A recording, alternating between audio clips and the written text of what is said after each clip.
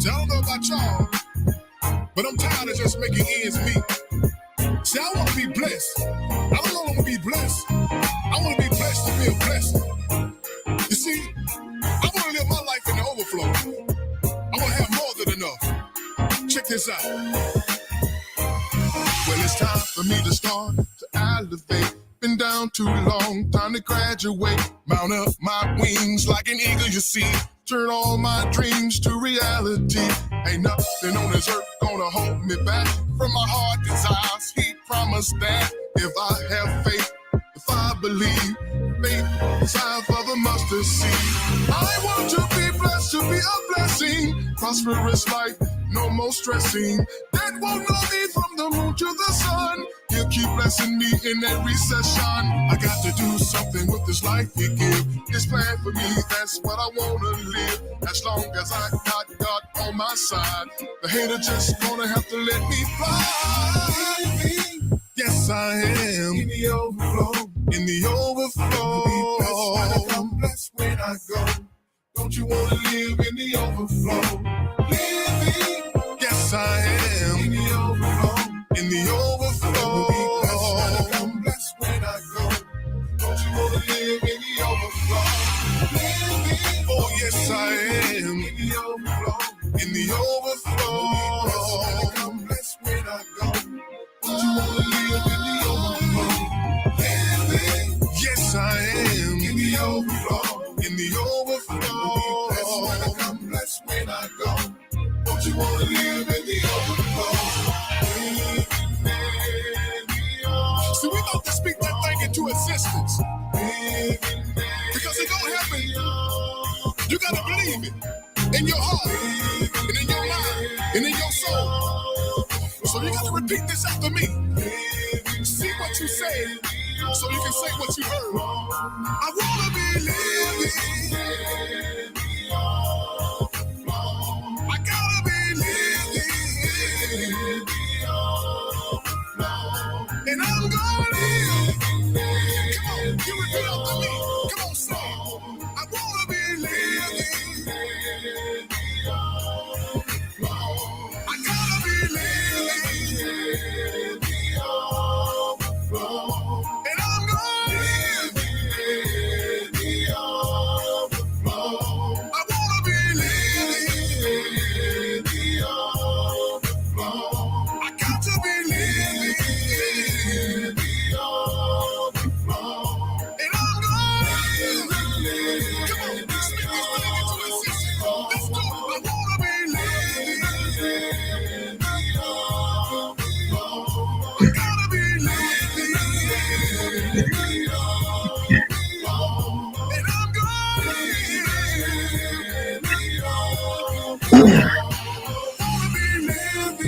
Hey, now y'all got it on the way.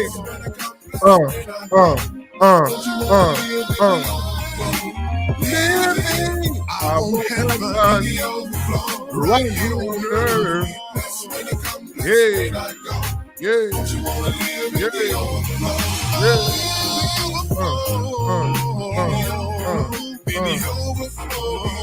yeah. That's when I come. That's when I go. Yeah, baby. I want to be blessed when I come. I want to be blessed when I go. Living in the overflow. What's up, y'all? And welcome to Overflow Everyday Conversation. What y'all got on y'all mind out there, baby? What's going on? What's going on out there in YouTube, Facebook, Twitch, and now Twitter land. Yeah, we screaming everywhere, baby. We got this thing screaming everywhere. Y'all holler at your boy, man. What's going on out there, y'all? How was your day? How was your day?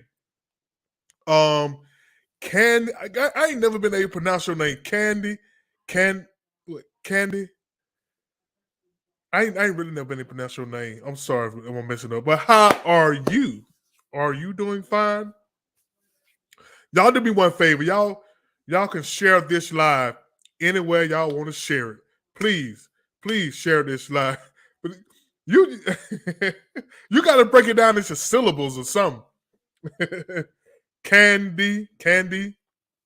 Well, anyway, y'all please, ma'am, sir, share this live any way you want to share it. That's all I ask y'all. Please share this live.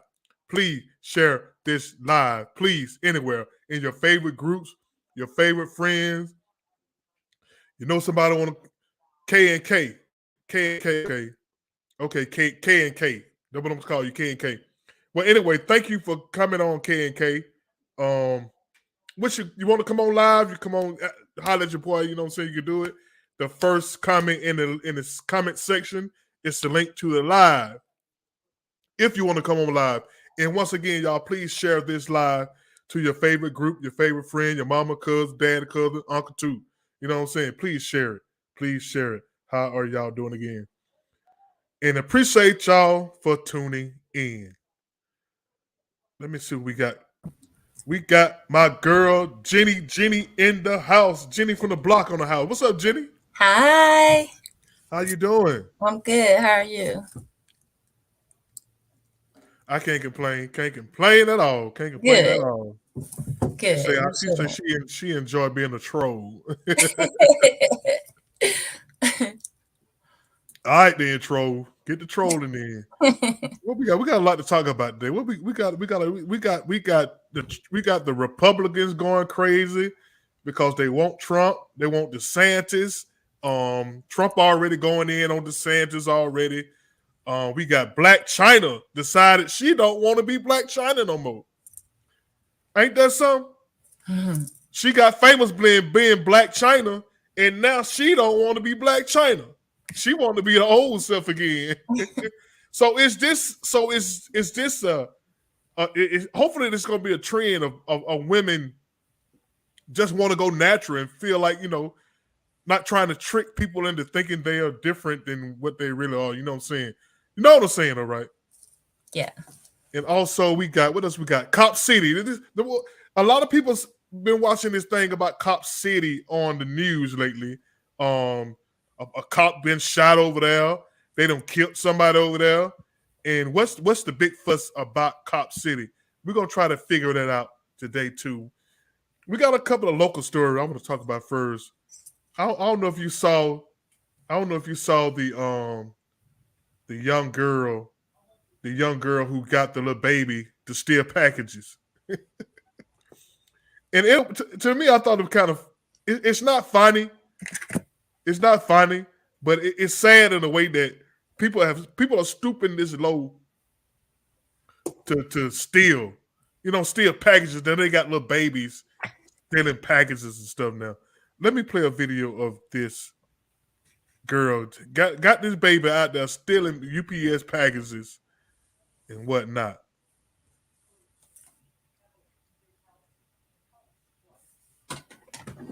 Let me see. Where is that video? Okay, here we go. Right here. Well, a shocking crime is caught on camera. A teenager uses a toddler to steal packages at an apartment complex. It happened at the Glen at Linear Crossing Apartments in Stockbridge. Fox 5's Deidre Dukes live for us in Henry County now. And Deidre, the victim hopes someone can identify the young thieves. Yeah, and the victim made it clear Then they calling the baby a thief. about the packages themselves that were stolen. Her real concern is with this toddler, that this child is being exploited and taught to steal. She hopes that someone will identify the girls in the video and so someone can reach out to them before they get hurt. A neighbor's doorbell camera recorded the disturbing crime. A teenager stealing packages with a toddler in tow from Adriana Gaither's front door. You see, it looks like a teenage girl come up the stairs with a little, maybe 2 or 3 year old little girl with her. It happened at the Glen at Lanier Crossing Apartments in Stockbridge earlier this month. Gaither got an alert that the packages were delivered the afternoon of March 11th. But when she went to collect them, they weren't there. Surveillance videos showed the girls come through the apartment breezeway just moments after a delivery driver drops off the packages. She looked at the camera, the teenager saw the camera, and then the little girl went to grab the package and he told her to put it back. And then maybe a minute or 2 minutes later, then she sent the same little girl to grab the package, and then she ducked down and then grabbed the second package. Gaither couldn't believe it. I have a niece around that age, so it's just shocking to just know that someone that young committed. Gaither's mother-in-law was so upset she posted the video on social media. Appalled, someone is teaching a baby how to steal. And this could be a babysitter that's taking a child around, to steal, and the parents may not know about it. And hopefully it's not the parents or the sister or the auntie, or hopefully it's not them. Gaither believes the girls may live at the complex and fears for their safety. Like, say if someone would have had a dog or anything, they could have opened the door and it's like a dog could have got the little girl, or anything could have happened, like, because they're kids. Now, Gaither tells me she has filed a police report. Anyone with information in this case has asked to contact the Henry County Police Department. But anyway, ain't that about a sad thing you can see right there? They got little babies out there stealing packages. It's this world, man. It's in a place where I don't even know where it's going. Well, it's just a breakdown of society. There's the moral fabric of America is shot. A lot of people don't have a conscience and care, so they're gonna do things like this, and it's nothing to them at all. So what you think? Well, I guess you're thinking, ain't nobody gonna recognize the baby. You know what I'm saying?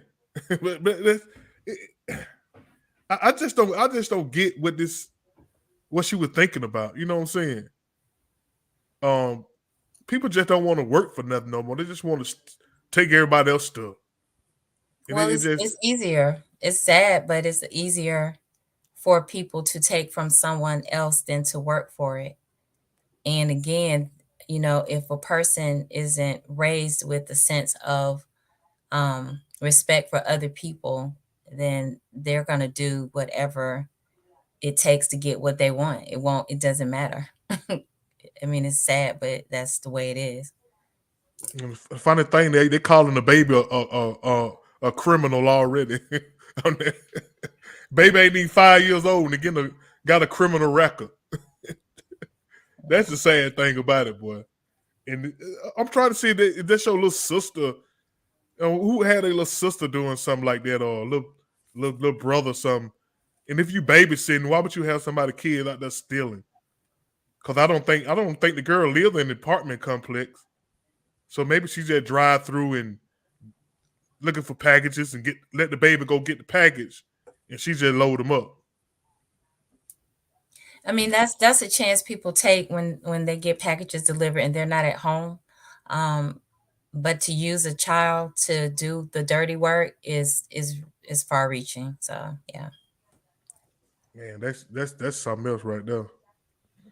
And what about there's another story too out about this correction officer. They got her licking an inmate finger in jail. I'm like, I saw that. I say, girl, go on, girl. I say, get it, girl. Stop. Just stop it. But let me play this video right here. This something else, man. These people doing everything, man. How officials discovered an intimate relationship between a sheriff's deputy and an inmate.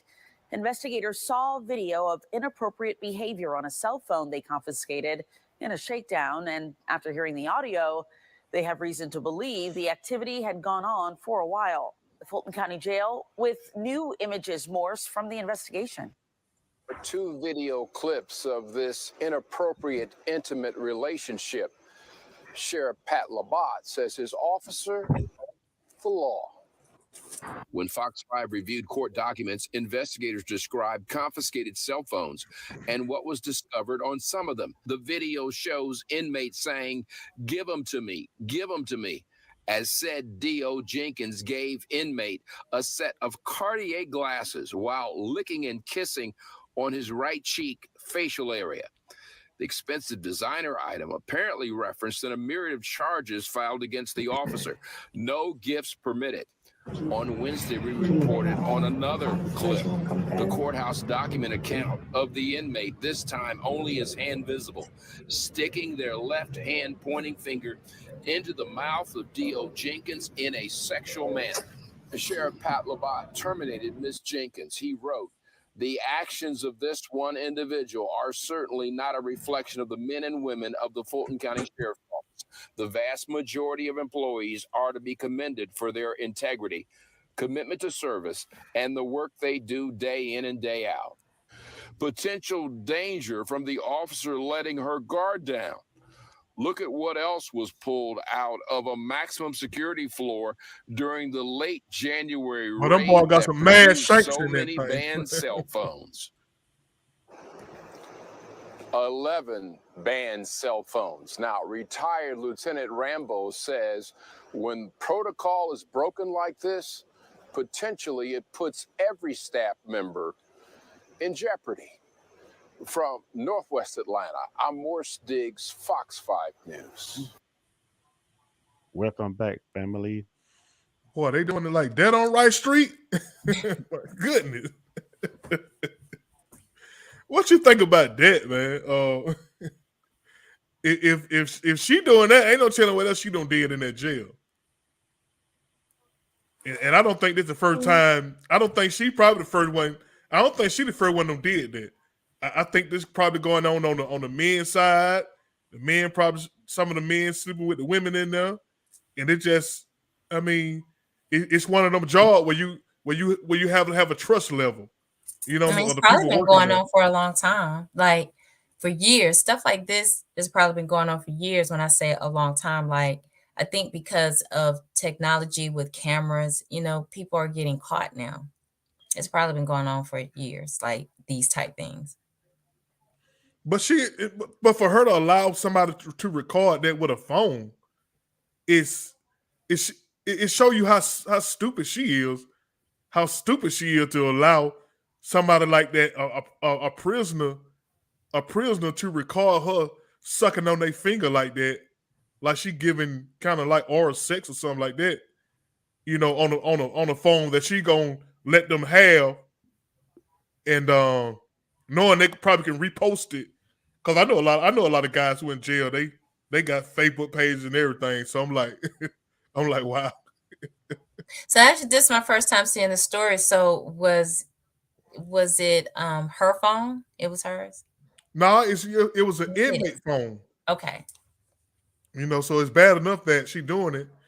Then she let an inmate record it on his cell phone. So, man, This is it's not thinking. She just wasn't thinking. that's worse than not thinking. That's beyond not thinking. Or she might just didn't care. He got her so strung out that she just lost all her senses of who she was and where she was and what he was doing. Cause she seemed to like what she was doing. You know what I'm saying? Kind of turned me on a little bit. I can't with you. I'm just kidding though. Yeah, but she looked like she was really enjoying that finger. You know what I'm saying? So maybe they should have like, they shouldn't be alone with inmates like one person. You know what I'm saying? Well, it just kind of always goes across the board with the type of people that apply for jobs. Like, you know, I guess people come in, you know, they put their best foot forward, and you know, you don't ever really always know what you'll get. But sometimes I think people just they just don't have a sense of professionalism. If they can do something that makes them feel good, they'll do it. They don't care.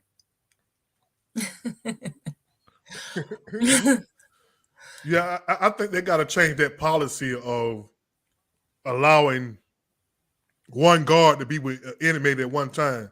You know what I'm Yeah, saying? You got to have two people together, and that probably would stop that. You right. know, I don't know if you can do a background check to stop people from doing that, because people have been getting away with stuff. If you're getting away with crimes, you won't have a background. You won't have a record of that. You know what I'm Right. saying? So she probably been doing that for a minute. No, Yeah. I don't think that she says that was just the first encounter with the inmate. Right. I think she was on like the dental side of it, and she can just go grab any inmate she wants and say, "Hey, you need your teeth clean." Well, she was really cleaning something else.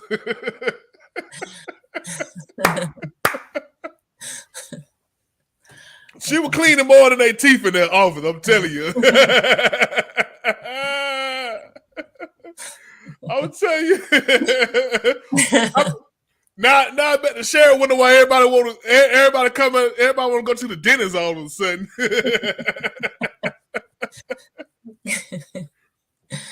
My goodness. Man, she ended up brushing their teeth and everything. Yeah, that was crazy when I first saw it. I said, man, what is she doing? Oh, what? Oh, give me, girl. But that got to be real embarrassing too to your family. You know what I'm saying? She's talking about you really got excited. Oh my gosh. I did watch it about 10 times, dude. You know what I'm saying? So I can understand the story, you know what I'm saying, behind it. So I had to watch it a couple of times to get the truth, get the understanding of what's really going on. You know what I'm saying? Yeah, but they gotta be embarrassing your family. You know, you all on the news. That thing you got a boyfriend or something like that, a husband. Yeah. And you on the news sucking the inmate finger. On TV, on the news. And everybody see it. I bet she can't, they may just have to have somebody in place to watch the correction officers. I know that's extra, but I mean, if you can't trust the corrections officer, then you gotta do extra layers of watch them. Yeah, I agree. I'm saying that what they got to go in twos. Like you can't be alone. Can't no correction officer be alone with an inmate. That's the only. Then what you probably have two correction officers in cahoots with something. Then you got to add 3. Yeah. Yeah, that was a wild story right there. Yeah. Anyway, I thought that was wild. This is embarrassing for her and her family. Right. Let's she's talking about yes, that's it. But anyway, y'all, let's talk about something. Y'all know Blac Chyna? Blac Chyna has decided to remove all her implants, her booty implants, her cheek implants, all kind of implants, and now she want to be her old self again. So I think let me just play this video of Blac Chyna. She actually looked better as herself than she did when she getting all this surgeries and stuff like that. She actually looked better. She really do. I'm actually on my way to go get these fillers off from my cheeks and from my jawline because enough is enough. It all has to come out. Blac Chyna is giving an update on her transformation back to Angela White. The 34-year-old model has been undergoing several cosmetic procedures to reverse the results of past ones and has been documenting her experience. After having her breast and butt implants removed, the real Blac Chyna says that she was so excited to have her facial fillers taken out. For what in Blac Chyna's soul. First of all, I'm tired of the look, and it's just not what I. It like totally changed my face. And I'm ready to get back to Angela. Like Blac Chyna, Blac Chyna's Blac Chyna, you know what I mean? And I feel like I've outgrown that. And it's just time for like a change. Even when I would get my makeup done, they would contour it so it would be even more dramatic.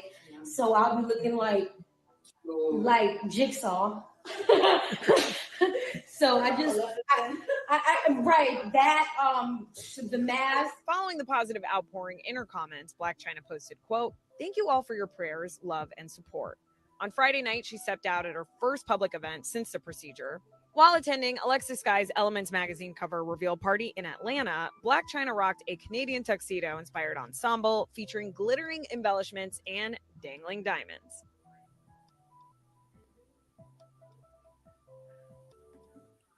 So Blac Chyna decided to be her old self again. Ain't that something? Ain't that something when you going back to yourself is a change.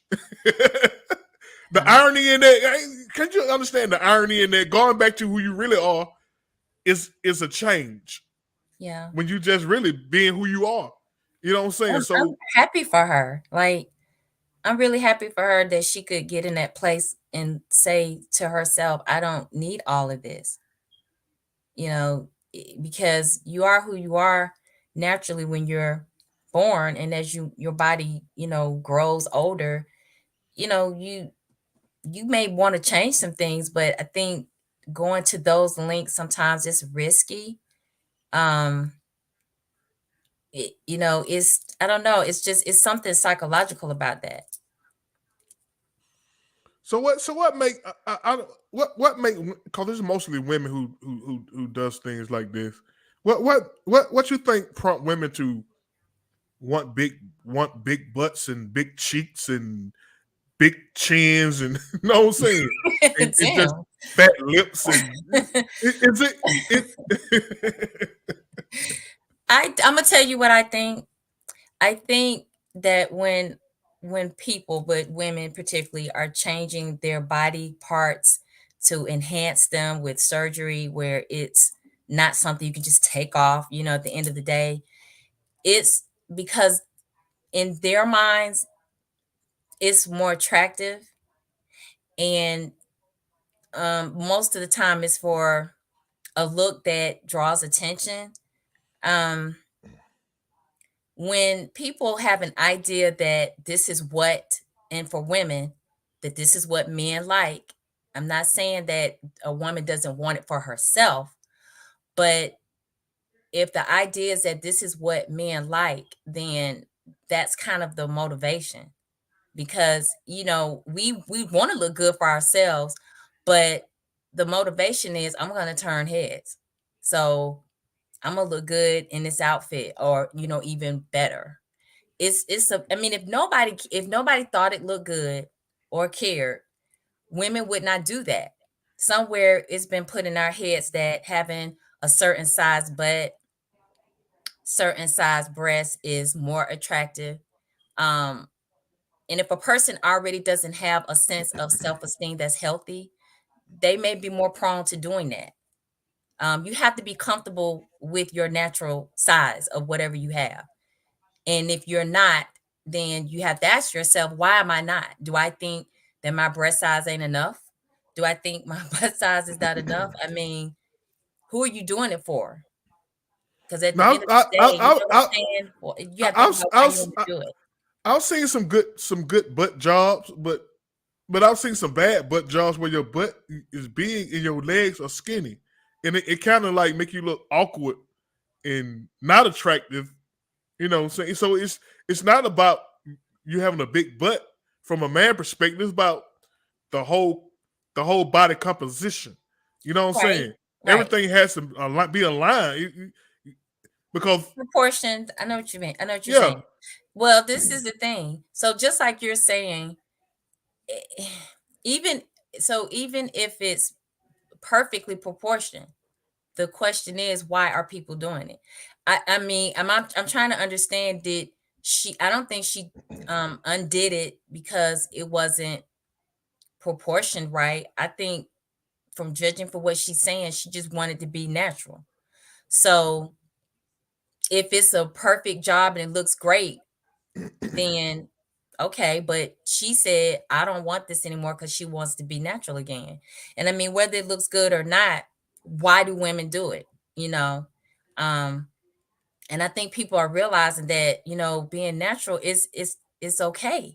Because again, most men like kind of like the same type physique of a woman, but then there are some who don't care about maybe a woman having a butt that's so big that, you know what I'm saying? Like, some men like what they like. Some men like small-breasted women. I think men are attracted to women, but that's just the initial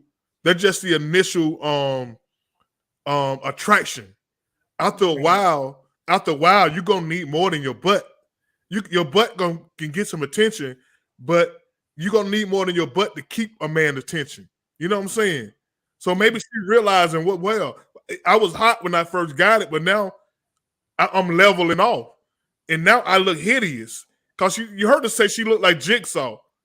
Well, see, the problem is too, is happening is some of it down the line may cause problems because even though women have been getting these type surgeries for years, there is a factor that probably is not known yet that won't show up until years later as to the negative effects of maybe the natural fat that was pulled from one part of your body and put in another part, it starts to shift. I mean, our bodies, when we get older, we age, we have to work harder to keep everything tight.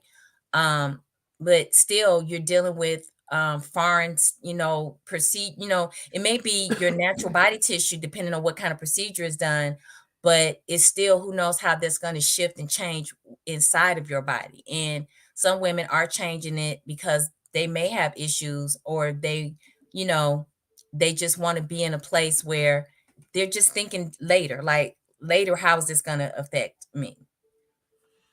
Because our face changes, like our skin starts to change, and you just having fillers in your face. I mean, I think that's a bit much, but I think she's doing the right thing for herself. And I mean, I'm happy for her, because that has to be quite a change to have that all going on and you're used to that, and then decide I'm just going to be, I'm going to take it all out, because that's a dramatic change, because I'm sure she got used to it. But then, now that she's back to her natural self, she probably feels great. She probably feels much better. Man, she looked weird though. I tell you that. But actually she looked better. She looked better now. She looked better now that she looked better now, her old self. You know what I'm saying? So hopefully this is a trend. Hopefully young women are looking at this saying, "Wow, I wanted to be Blac Chyna, but Blac Chyna don't want to be Blac Chyna. So why would I want to be Blac Chyna and she don't want to be Blac Chyna?" So maybe this is gonna end up being like a positive message. Yes, to younger women to not want to give into all these cosmetic surgeries, seeing what it did to Blac Chyna, seeing what it did to, oh man, look Kim, oh my god, oh my god, she looks like a monster, man. I'm like, what have you? I don't know. I think with her, personally, and I think most people would agree, she looked good prior to that. I mean, to me, her body size was what it was naturally. I think, but I'm saying most of them very do. attractive. She didn't have the biggest of all the body parts, but she was still attractive. And so somewhere down the line, psychologically for her, she changed her body up. She talked about it. She was very vulnerable and honest about it. She talked about the reasons why she did it, and it had everything to do with men. And so, unfortunately, so you saying she went from looking good to ugly to please men? Okay, I mean, so that don't. if you okay, so if you look at some of her interviews and where she talks about why she decided to look a certain way, she pretty much was saying that the men that she had dated, in past times, the women that they cheated with on her, had a certain look, and that's what she was feeling insecure about, her own self, comparing herself to these women and trying to alter herself to look a certain way. That's why she started doing all kind of surgeries to her face. And I just think, unfortunately, we as women, we get our cues sometimes from you all, because you all react, oh damn, she got a big butt, or the reactions that But it's just something to look at. It ain't that just because men like butts don't mean they want to be with that woman. I get that. It's just eye candy. You know what I'm saying? It's like, no, I get it. I You get know, it, but what I'm saying is that you all kind of set set it off a little bit, because if women, and not all, so let me be clear, there are some women that don't care about trying to please everybody. Like, it's okay to walk into a room with 100 people. So if all 100 don't turn their head, that's okay. That's a woman who is, like, I'm not trying to turn everybody's head, but sometimes, like I say, men kind of, they have this reaction, and it's like women are like, okay, that's what men like. Oh, okay. And again, not all women feel like, oh, I gotta alter myself to get this attention like that woman got. But it's the idea gets in a woman's head sometimes that, oh, this is what's attractive to men, because look at how they're reacting to her. And so again, it's psychological. A woman has to really be secure with herself, to not allow. Now again, if she did it because she wants to look good for herself, then that's fine. No judgment. I'm just saying that sometimes for some women, they're in their heads, wow, this is what men like. So let me see if I can enhance myself so that I can get that same kind of attention.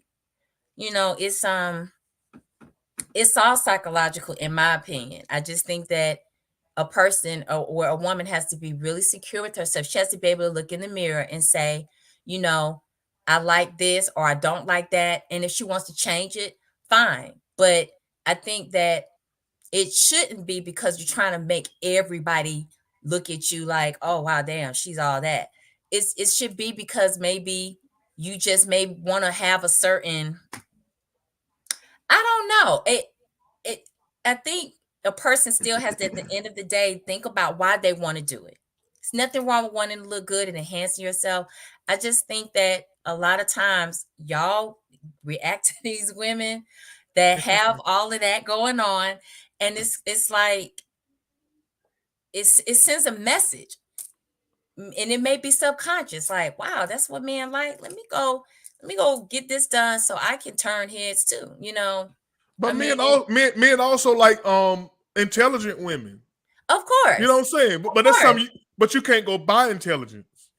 I agree with You know what I'm that saying? wholeheartedly. So I just think women just got to be comfortable in who they are. Because I Absolutely. think most men most men like intelligent women. Like I I agree.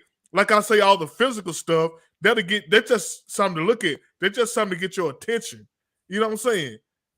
It's like flowers. Flowers. Flowers just flowers. They're just there to look at. Ain't nothing you can do with a flower but look at it. And I think what she's doing is great. I think it probably will put a different message out that you don't have to alter yourself to be beautiful. I mean, you can enhance your natural self, whether you working out, whether you dress nice, I mean, makeup, you can take it off at the end of the day, whatever. Like, you don't have to go to great lengths that may put you at risk of death. I mean, surgery is actually a major thing that a lot of women, I have seen so many stories of very beautiful women that died because of the surgery. And then when you see before pictures, I'm like, why? Like, what was the, Yeah. like, you were fine before. Like, did you have to go that route? So I think what she's doing is going to help a lot of women get in a place where they can think about it and say, you know what, I don't have to do that. And I think what's sad is that a lot of young women are changing up their bodies, and I'm like, they haven't had a chance to really mature. As women, as we get older, our bodies change a little bit. And some of these women are doing this very, very early on, and they're not giving their natural body a chance to fill out and be like what it could be with a workout program and stuff. I just think what she's doing is great. I'm happy. I'm happy for her, and I'm glad that she's doing it because it's going to send a different message out. That's what I think. Yeah, I think y'all got men messed up. This is all men want. And it's like I say, it's just eye candy. It's not. It's a short term. It's a short term attraction. You know what I'm saying? Because if you choose a one, because she's fine, but you will, and you realize she's not intelligent though. She's just fine. I mean, After a while, you need some more than just a fine woman, a big booty woman. You know what I'm saying? You got to have intelligence to go with it. To keep a man, like I say, your physical attraction gonna get his attention, but your cerebral attraction is gonna keep him. You know what I'm saying? Well, but see, at the time in a woman's mind, she's thinking initially, if this is what catches a man's eye, okay, I can get him at the door. Like, and we'll figure out all this other stuff later. So then I'm thinking about, am I intelligent enough? They're just like, hey, this will get attention when I walk in the room. This is what, make men just like like about to run red lights. I don't know. It's just you have to a woman just has to know within herself that she is perfect the way she is. I think flaws sometimes are beautiful. I don't think I think sometimes, unfortunately, when everybody gets all the same things done, everybody starts to look the same. Some men Yeah, may not. Some men may like a woman with the a slim bill, a yeah. petite. I mean, men like petite women too. I've seen some fine petite women. You know what I'm saying? It's all in how you present yourself. You know what I'm saying? Oh yeah. And I think, and I've seen women who out that are thick, and they are like, they have so much confidence, and it's like that's more attractive whether you thin, you're medium size, you're thick, and if a person can feel your energy and your aura, and see that you have confidence in whatever you have, that can outshine anybody that's built up with surgery. It's all about your confidence within yourself. And again, if a woman decides to get surgery, then she should do it because that's something that she's thinking, like, I want to do this for me, not because she's trying to please everybody out there. Because at the end of the day, we all have to be happy with ourselves. We have to like what we see, and if we want to change it, that's fine. But being natural is okay. I think the message that with the enhancements is that you're not good enough if you are natural. So I think, again, what Blac Chyna is doing is good. So if there are women who are enhancing their body, as long as they are understanding that they're doing it because this is something they really want to do for them, not about trying to be, please everybody out there. Because I think, again, like I say, the reactions that men have to women who are built up like that, it just is Yeah, motivating for some women. And I don't want to say, can you blame them? But it's like, who doesn't want to turn heads? Who doesn't want to be attractive? But yeah, again, but it's up but here. You got to be comfortable with yourself. being attractive is 80% not physical. I get it. You trying to say just because you got a big butt, you got to know you got to know what to put on with that big butt. You got to know how to walk with that big butt. You know what I'm saying? I've seen some. You got women out there with skinny women, man. They know what to put on. They know how to dress, and it's attractive. You know what I'm saying? Yeah. And even thicker So women. I've seen some women, I feel like their confidence be so high. And I'm just like, yeah, and it's because whatever skin you're in, you have to know how to work it. Like, you have to know how to work it. You really do. You have to know how to work what you've been given. And whether it's because, you were born that way, or maybe you gained weight over the years, whether you decide to get in the gym or not, whatever size you are, I think confidence reeks when it's from within. So a woman can get enhancements, but if she doesn't have confidence within herself, yeah, she might turn ahead for, initially, but down the line, it's like, well, what is she giving off? Like, who is she? If you're talking about trying to attract a man or whatever. But again, I just think that being natural is good. It's safe. You don't yeah, have to take a risk in dying on the table, because it's made me sad to see some beautiful women just pass away because they tried to make their body more, I guess, attractive or whatever. But I mean, the women do it for different reasons, and like, I can't get into the mind of every woman. I just think that y'all as men drive that a little bit. Y'all drive it just a little when y'all, kind of give these reactions and stuff, and women have this idea. That's what men like. Um, and so Main one. a confident woman has to just be able to understand herself and know how to just be, work with what she has. Yeah, because you can be a fine woman, and then we go out to eat, and then you start talking. I want some. I want some fish. You be like, and you gonna forget all about her body already. Like, whoa, that girl, I can't wait to get rid of her. You know what I'm saying? She fine, but you know what I'm saying. But she ain't got no brain. You know what Okay, I'm saying? but So okay, so look at this though. So what if she gets all of that done and she is intelligent? That's like bam bam. You just well, like, oh, I got it all. So get this again. Initially is wow, she looks great.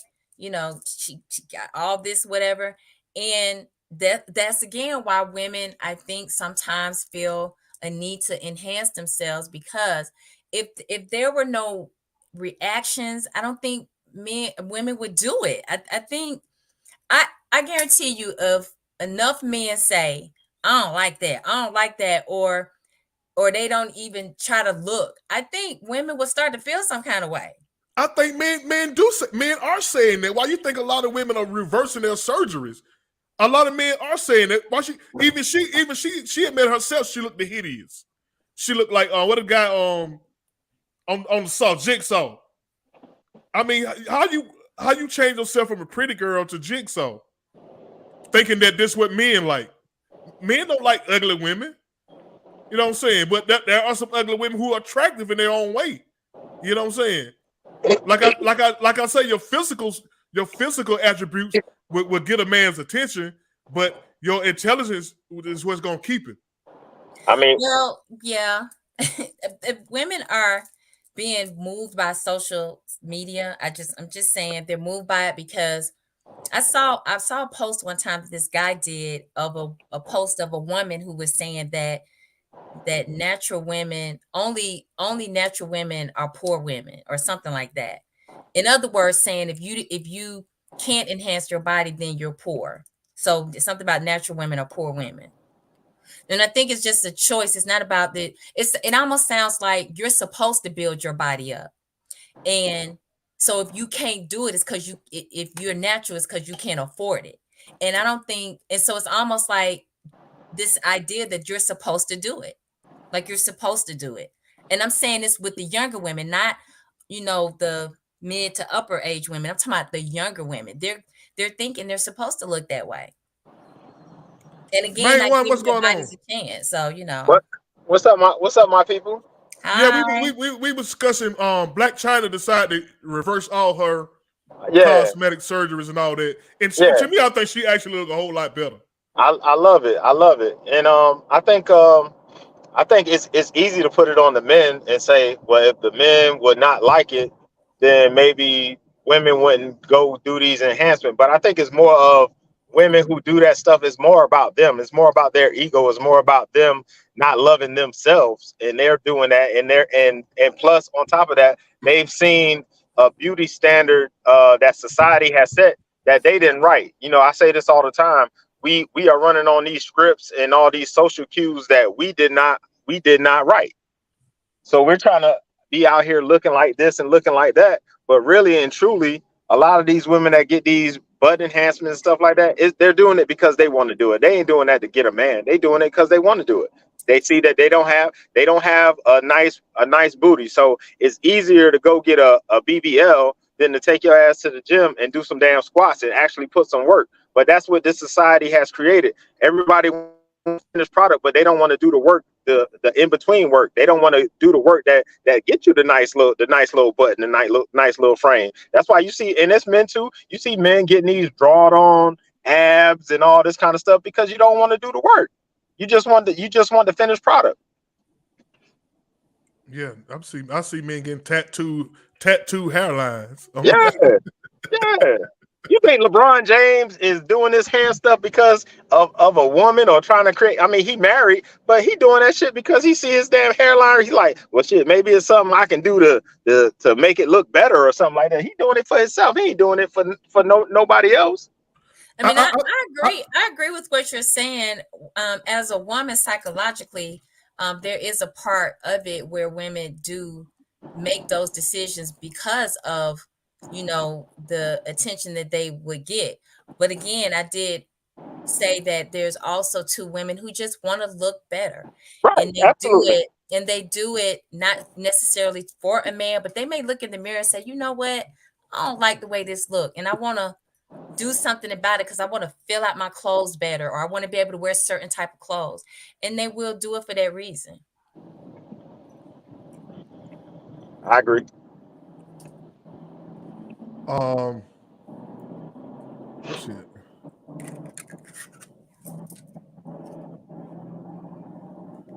Karen asked me, what do ugly woman look like? Yes. What do you mean? What an ugly woman look like? She's I not. mean, but ugly and pretty, all that is subjective anyway. Because somebody's pretty is always somebody ugly, and vice versa. And Well, it's whatever it's that old saying, beauty is in the eye of the beholder. What looks right, good to one person may not look good to the next person. So correct. Yeah, I know what you mean, Karen, but I'm trying. I think we all know what ugly means. You know what I'm saying? But like I say, ugly women they still catch their guy. They still get their man. You know what I'm saying? Yeah, It's somebody for everybody. You know? yeah, because you see it all the time. Because I see women on my timeline be like, damn, she look like this and got a man, and I ain't got no man. So I mean, you see this all the time. Yeah. But because that ugly woman probably has a good. She's probably intelligent. She has a good vibe. You know what I'm saying? And that's and what I'm trying to say. That's also attractive to men. But women just think we're just physical beings. Women think men just physical alone. You know what I'm saying? I get a good booty. I get a nice booty. I can get a man. No, you can attract the man, but you're not going to keep a man. He's not going to stay because you got a good big booty. You got to have something to go. You got to have some intelligence to go with that booty. You know what I'm saying? And ugly girls, they know this. You know, they 80% of what a man wants. See, but the big booty, the girl going for the big booty, she says 20% of what he wants. It's going to get his attention, but it's not going to keep his attention. You know what I'm saying? Yeah. You know, and men like I see some pretty women with all this different color shades under their eyes, and I don't think most men think that's attractive, but women think it's attractive. That's not attractive. All these different colors under your eyes and but again, eyelashes look like umbrellas and.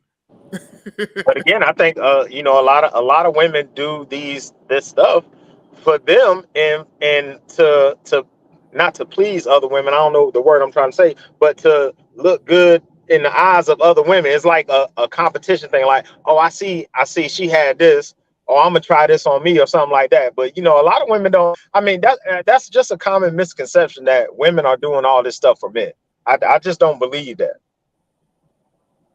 Well, it's a part of it. I think, like, again, yeah, it's different for different women. Like, some women just really want to just do it for themselves.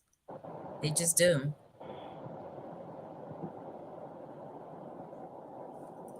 So what makes a man attractive to a woman? Well, we're always told that men are visual, and Huh?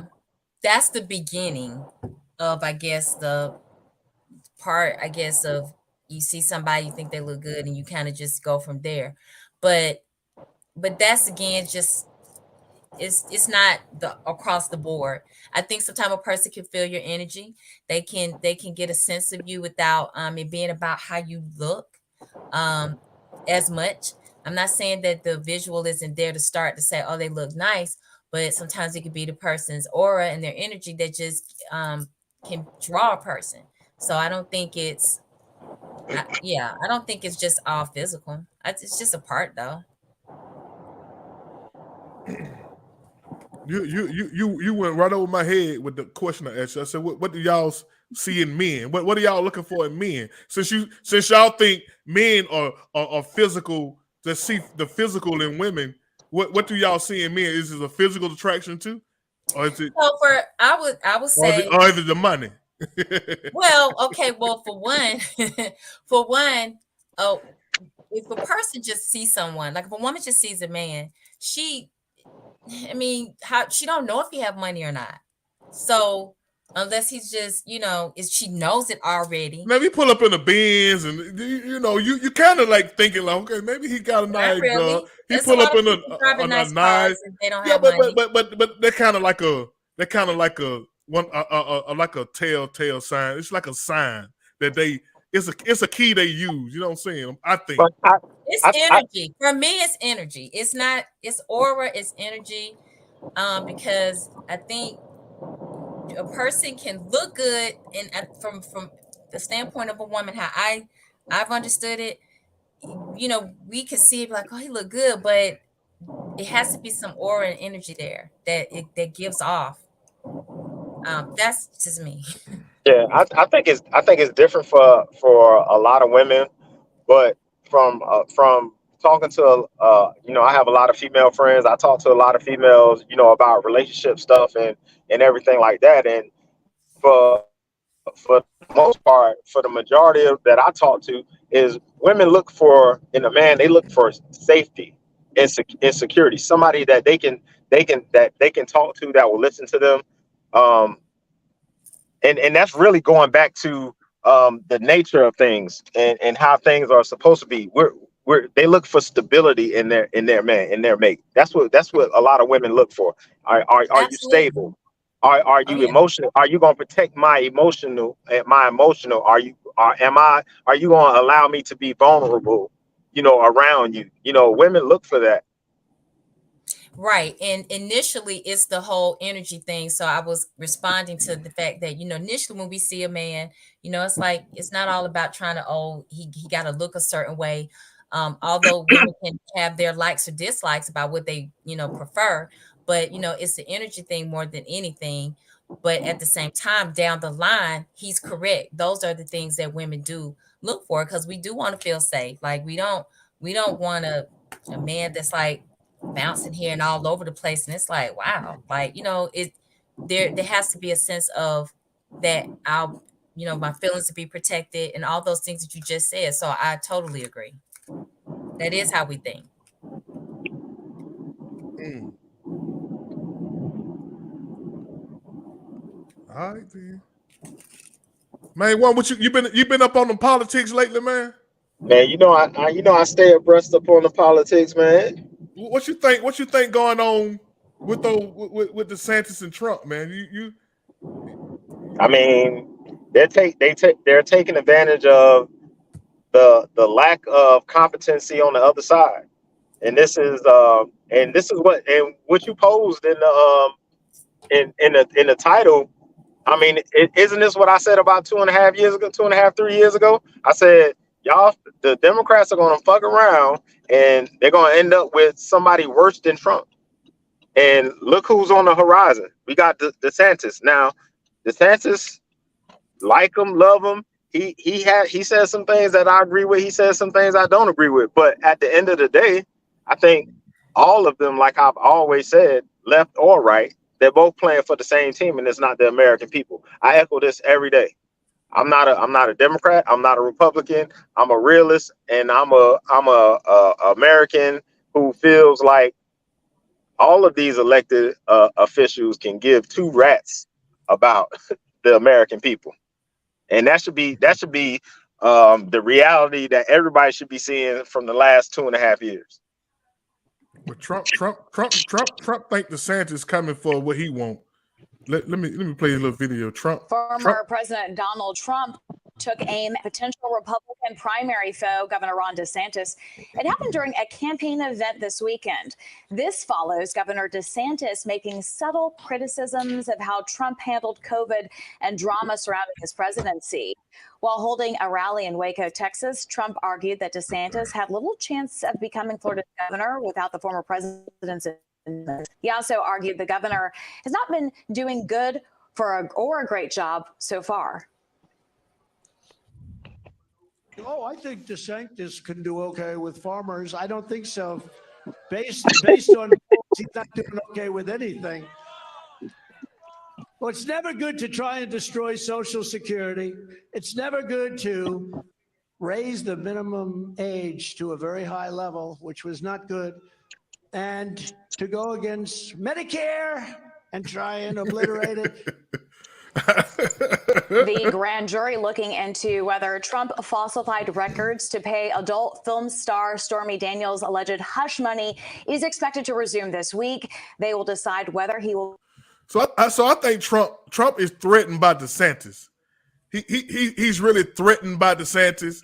Trump really want to get back in office to get back at people who he said he's gonna get some get back with people. It's now disarmed. So I think his biggest thing is getting back in office and launching investigations on everybody else, like Joe Biden and everybody else. He's gonna launch a whole lot of investigations on them. So, but DeSantis, but half of the Republican Party want DeSantis now. They want to move on from Trump. But I don't think he's afraid of DeSantis. I think is basically Trump is a master marketer. We ain't never seen nobody market like this dude. And and the sad thing about it is he's doing what these career politicians should be taking notes. They should be taking notes of what this dude doing. He knows how to galvanize his base. He knows how to cater to who he's supposed to be catering to. And these other people don't know how to do that. Because it came out that he lied about getting arrested. I think he raised a whole lot of money behind that. Right. He raised $1.8 million or $1.5 million. Come on, man. You gotta give it to him, man. The man's smart. The man's smart. You think we're gonna survive another Trump campaign, man? Bro, we're not gonna survive another nothing. Because the Democrats plan on running Sleepy Joe back out here. This dude 80-some years old with dementia. They ain't got nobody else. They don't have nobody else that they think can go up against either DeSantis or Trump. But I think Joe might win again just man, please. On that alone. You know what I'm saying? I think he's gonna win again because neither party has a good candidate, really. I don't think neither party has a candidate that most people like. You know what I mean? So I think Biden gonna win again because neither party has a candidate that nobody really want. I don't think he'll win again. Nah. You don't think who's gonna win again? Joe Biden. No. If he runs against Trump, he's gonna win. No, he won't. I don't think so. No, he won't. Cause Trump enthused Trump and he get two bases riled up. He gets his base, and he get the Democratic base riled up. See, but the one thing you got to realize is people fell for the okie doke the last time, where they were just like, oh, we got to get rid of Trump. We got to get rid of him because he this and that. And then they got Biden put in, and he did all the things he said Trump was going to do. He did all the stuff that Trump was going to do. He did all of it. But without the drama. We gave people don't want the drama. That's what they don't want. Don't nobody give a crap about no damn social media. They do. They don't care about social media when they starve it. When inflation high, they can't. Groceries high, the grocery store. We giving $100 billion to Ukraine. We giving Ukraine people Social Security that we pay. Our American taxpayers are paying for. People, how many people ready to stand up for that again? Yeah, I think we in the worst political. The worst political cycles that I've ever seen in a long time. Well, I'm not really enthusiastic about voting either, man.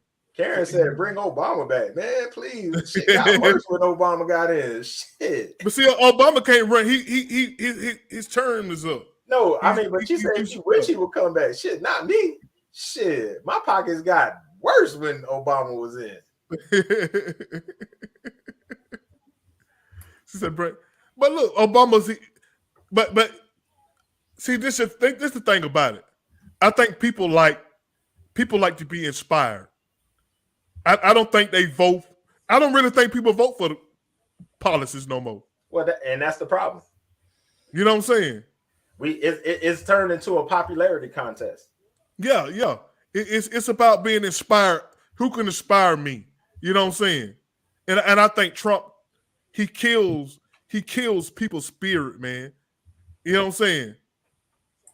And Well, Biden just don't do nothing. You know what I'm saying? He just like a bump on the log. Well, you know? I tell you what, I'm gonna run. I'm gonna throw my name in the hat. Y'all vote for me. Hey, look, I'll vote for you. I'll vote for you. You know what I'm saying? What I got to lose? You know what I'm saying?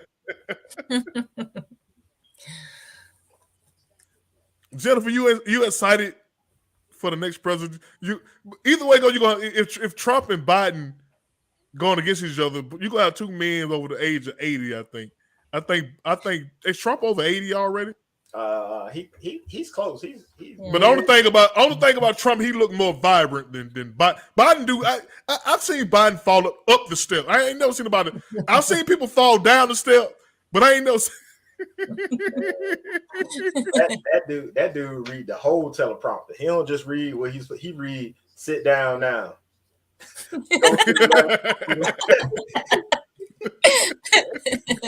So he done read the instructions and everything. Everything. They were like, no, don't read everything. What are you saying? What he might be saying? An abortion right is women should have all abortion rights. Sit down now. turn to the stage left. Yeah, so it's sad though, but one of them, somebody got we got to have a president. You know what I'm saying? We got to have a president. We don't have to have a president. And I think all of them really ain't. You know, they don't really fight for what they should be fighting for. Absolutely. You know what I'm saying? Special interest has really destroyed the country. I think.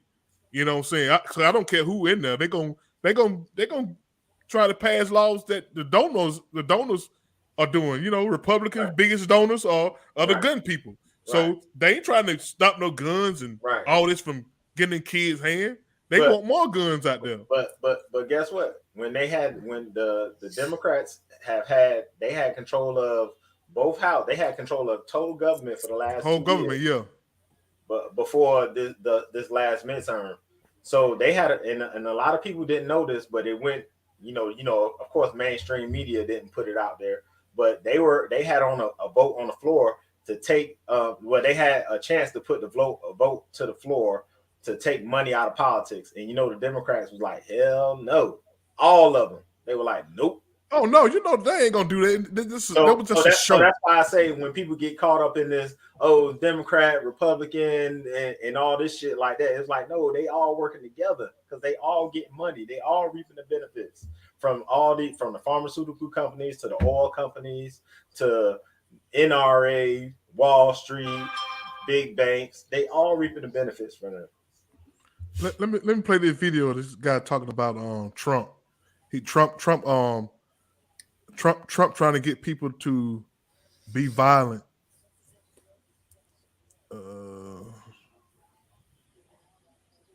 Where is it?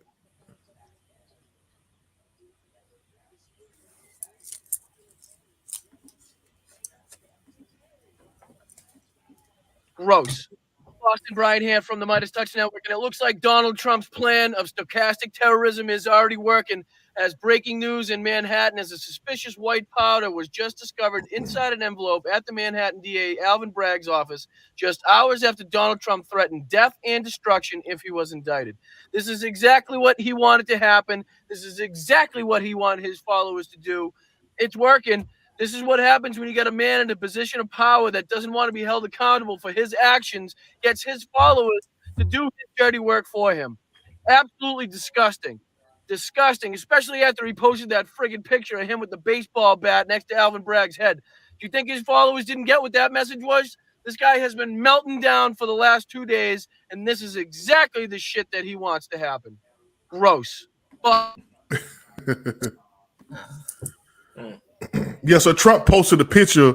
he got a bat he got a picture of Alan Bragg, the DA in New York. He got a bat, like he finna hit him in the head with the bat. You know what I'm saying? So I mean, Trump, but it's all theater because okay, so why didn't they arrest him? Trump. Right. That's my point. If they got this what they say they got on him, then why not just arrest him? That lets you know that is a bunch of bullshit.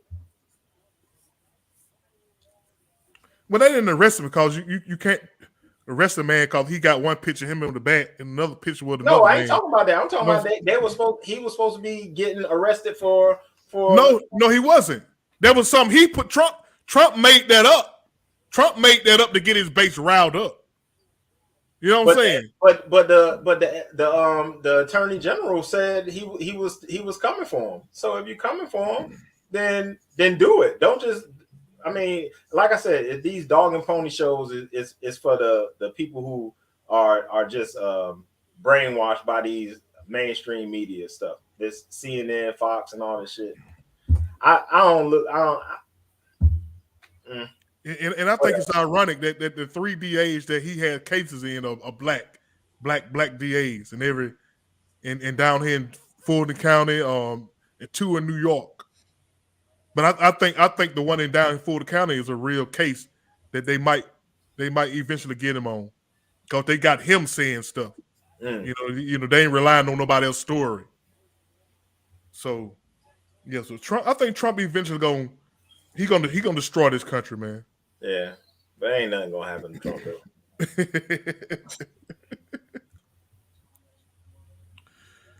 Jenny, you ain't up on no. I see you ain't into politics. Jenny, like F these politics. Jenny, a Trump supporter. She don't want to hear that, man. Don't say that. Jenny, tell me that. Jenny sitting there like my wife. My wife, she hate when I be on these shows. So she be like, "That's all y'all talk about." I'm like, "Yo, you gotta be aware of this stuff." I say, "We just can't be walking around with blinders on our face." I said, "We gotta at least be aware of it." Can we change a lot of this stuff? No, but at least we can, put information out that people don't know. I mean, that's why I do it. Yeah, and that's all it's about, man. Because once they get in, they're gonna do what they want to do anyway. Right. You know what I'm saying? But I think the difference with Trump, he caused a lot of confusion between the citizens. Yeah, I think he bring a lot of division with the citizens, and while he stand behind them, you know what I'm saying? Right. They out doing it, they breaking in the Capitol and all that, doing there's some violent people for Trump, man. They'll ride or die. Did they break into the Capitol though? I think come to find out some of the officers that were letting them in. You know what I'm saying? Yeah. I think that's been debunked a little bit. Yeah, it has, man. But yeah, it's wild, man. So with Trump, it's gonna be another wild ride. Yeah. Another 2-year wild ride that everybody might well brace themselves for. Right. He getting bolder and bolder. He doing crazy and crazier shit. You know what I'm saying? Yeah. And what else going? What y'all think about the I know this ain't on your topic list, but y'all think about the mass shooting that happened yesterday at the school? At the school. Yeah, that was really messed up. Because it seemed like very methodical because it was she was a woman a woman transitioned into a man. Yeah. Just methodically just went from floor to floor, I guess, trying to, kill whoever. It was sad. And you see how they trying to, and you see what the media do, because what the media does is it just set the temperature of the population. So they quickly grabbing this, and now they trying to take these narratives now. So now, of course you're gonna get the gun stuff. Oh, we got to get rid of the guns. We got to get rid of the guns. Now that's gonna rile up the people who don't want to get rid of the guns. Okay, so that's more division. Then now you got this transgender issue. Now you got the mainstream media saying, "Oh, it's an attack on transgender people." Yeah. Like, well, hold on, how is it an attack on transgender people when the transgender person attacked a Christian school? So now you got the Christian saying, "Oh, well, the transgender attacking the Christian," and it's just it just then grabbed it and just then. I saw CNN saying some stuff yesterday, and I was like, "Oh my goodness, this is gonna get crazy." Yeah, because politics have moved into culture wars. Right. It's not about inflation. Anybody even talking about inflation? Right. They're not talking about inflation. They're not talking about healthcare and stuff like that. They're talking about transgenders and it's culture wars. You know what I'm saying? But you know how they always say when something like this happens, is always like it's distracting us from something. So you know they ain't talking about that other train derailment in North Dakota that had some hazardous material on it. I think it was either yesterday or Sunday that crashed. Sunday or Saturday during the weekend. So you got all these train derailments with all this hazardous material that's leaking into the water and then into the air in these towns. Philadelphia got poison in their water. They got a poison water advisory. They already told their citizens, don't even drink the water. Y'all better get some bottled water for the foreseeable future. So it's like you got all this stuff going on, and it's like one after another. It's like before you can even forget one thing, here goes something else that they throwing at you. Yeah, the politicians suck, man. The money that they're getting is causing them to not do what they're supposed to be doing. You know what I'm saying? Mm-hmm. And I don't know if you heard of the Cop City down here in Atlanta. Yeah. Cop City, they're spending $90 million to build Cop City. You know what I'm saying? $90 million. I thought DVB would come and talk about it. He said he'll come late. But let me play this video, Cop City, what it's all about, man. Tense there today. It's been tense there for a while. The tension between the police and the protesters had actually started long before today's shooting. Atlanta News First investigative reporter Rachel Polanski shows us exactly how we got here. The Atlanta Police Foundation says the concept of a state-of-the-art training center for police, fire, and first responders had always been on a list of priority needs. In 2015, they were tasked with looking into what such a center might look like and what it might cost.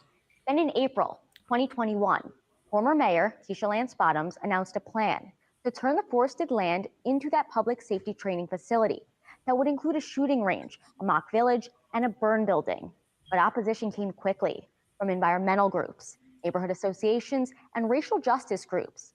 But despite public outcry, in September 2021, that's when Atlanta City Council gave the $90 million project the green light. And by January 2022, activists and organizers who had dubbed the project Cop City began protesting at the site, with some even building shelters in trees to prevent the construction. Then in May 2022, that's when 7 protesters, the majority from out of state, were arrested after police accused them of throwing a Molotov cocktail at officers as they tried to remove protesters from the area. And just last month, in December, 5 more people were arrested, this time on domestic terrorism charges, after the Georgia Bureau of Investigation said protesters threw rocks at police cars and attacked EMTs with rocks and bottles. And of course, that brings us to today's shooting of the Georgia State Patrol trooper near the site. Rachel Polanski, 12 is a day News First. Spalding County will never forget. Surveys confirm.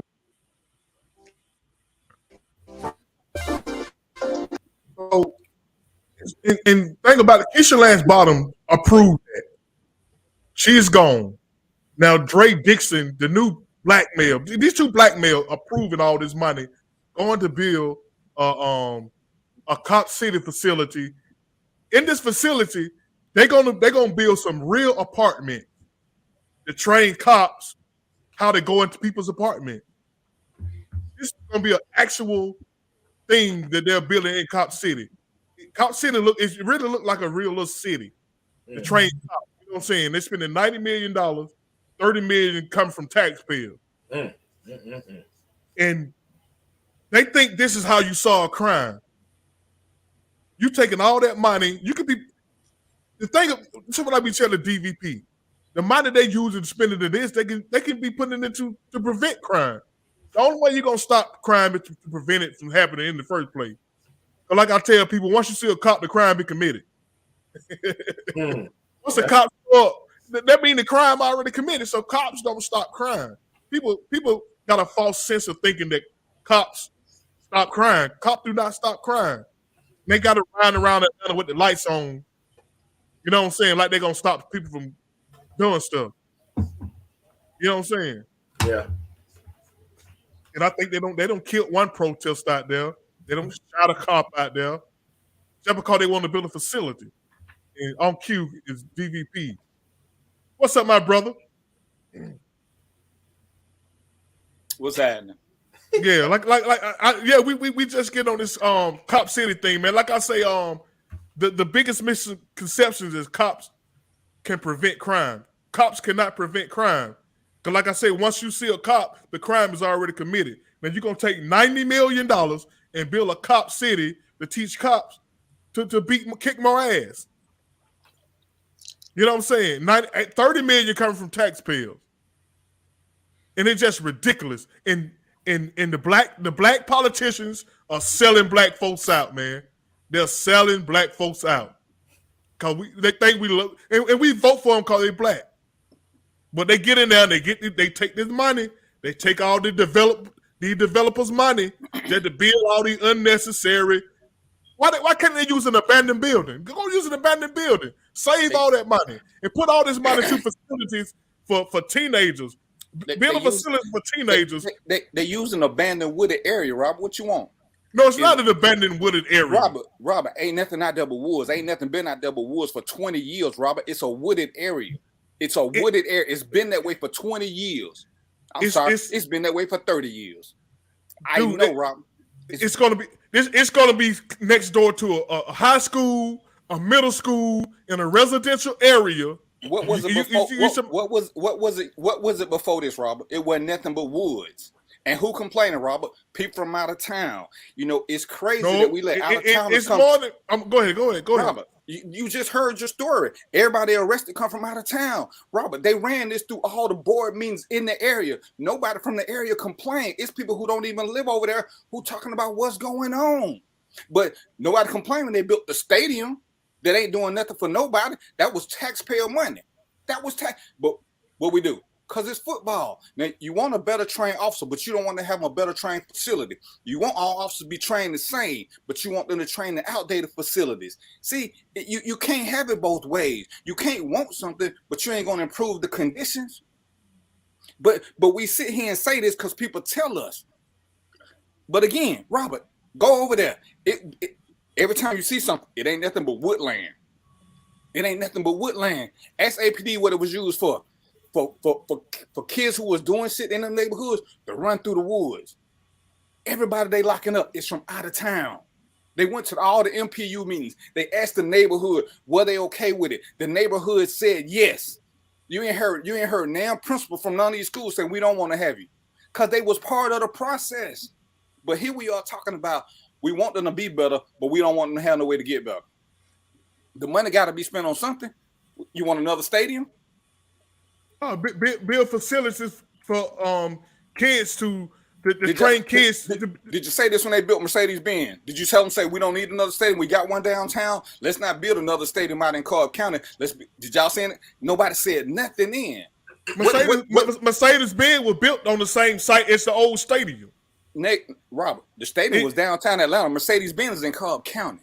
Mercedes-Benz is you talking about the Braves Stadium. That's what you're talking about. Okay, but Mercedes-Benz is in the same site as the Georgia Dome. The Braves Stadium. Did anybody say we don't need another stadium? No, we ain't say nothing. Oh, let's get a bigger, better stadium. We ain't do nothing for the homeless people or the kids. Then see, it's crazy how if it's entertainment, everybody's for it. We don't mind throwing away money for entertainment, but when it's to make your community better, because they can teach cops how to do things, but we don't want that. But as long as the Braves got a prettier stadium and we got more comfortable seats, as long as the Falcons selling these PSLs, ain't nobody saying a word. How does that work, Robert? So who's selling who out? Because both of them was paid for with taxpayer money. Ain't damn billionaire paid for that stadium. But what did the people say? Nothing, because then nobody tell them to complain. So now you complain about Cop City. They got to use this federal money for something or they lose it. So now they building something and everybody complaining still. But again, when they was building these stadiums for sports, what was anybody saying? Who said let's build homeless shelters? Who said let's build mental health facilities? Nobody. But what I got a is that? question. Y'all know more about this than me. What is Yeah. the controversy more about, the money itself of how it's being spent, or the cop city, the thing itself? For the Is out it of the money? towners, it's about using woodland. Okay. They don't want us to use. They don't want the woods to be disturbed. But like I say, we went. They went to all the MPU meetings when Keisha was here. They had all these meetings about all this. It was just there, wasn't doing nobody no good. So then people just started. Then they came in with Robert talking about the money, and that's why I said when they was talking about all these stadiums, didn't nobody say a word about the money. It's okay to shit on black people as long as we get a new stadium. It's okay to shit on the black people as long as the Braves got someone new to play. See, that's that selective what you want to be mad at. But the Braves ain't making no community better. The Falcons ain't making no community better. The Hawks ain't making no community better. But they started taking our money and using our money to build stuff. And we don't say a word. But everybody keep talking about they need a better trained police. So when they trying to get a facility, because if you ever been to a training facility, they can't use most of them because some of them still got asbestos in them. So at some point, they got to build one, just like the county going to have to build a new jail. Guess who's going to pay for that? The taxpayers. But don't nobody say a word because don't nobody tell us to fuss about them. But we'll complain about the living conditions of inmates. The only way to improve the conditions is to build a new jail. You can't improve the old one. They got to build a cop city. You're going to have the fire department training. You're going to have agencies training together so they won't have the same controversy where one agency learning one something and another agency learning something else. They're going to all be in this one place. You know what they do right now? They drive down the middle of Georgia. They go down now where they got a cop city. So that's who get all the money. That's who get all the money because your agencies up here got to pay to go down there. So now if agencies pay to come up here, some of that money come back, but they don't tell you that. So we fuss about money that ain't even an issue because every state got to use federal money or they lose it. All of them. If you don't meet it, it ain't no different than a budget and a business. So my thing is, what's the ultimate goal? What's the ultimate goal? To train cops or stop crime or prevent crime? Robert, how does this prevent crime? How does training building a brand new $90 million facility to train cops? What does that do to prevent crime? You want the real answer to that, Robert? I'm waiting.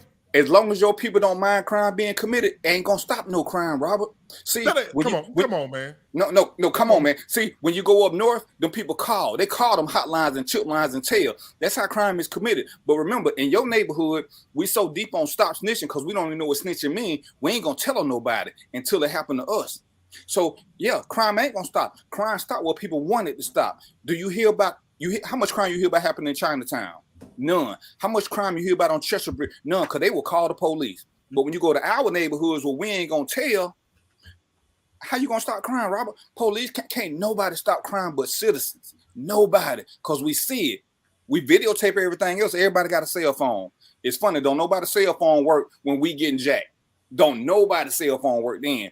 And when the police show up, what they say? Don't say nothing. Don't say nothing.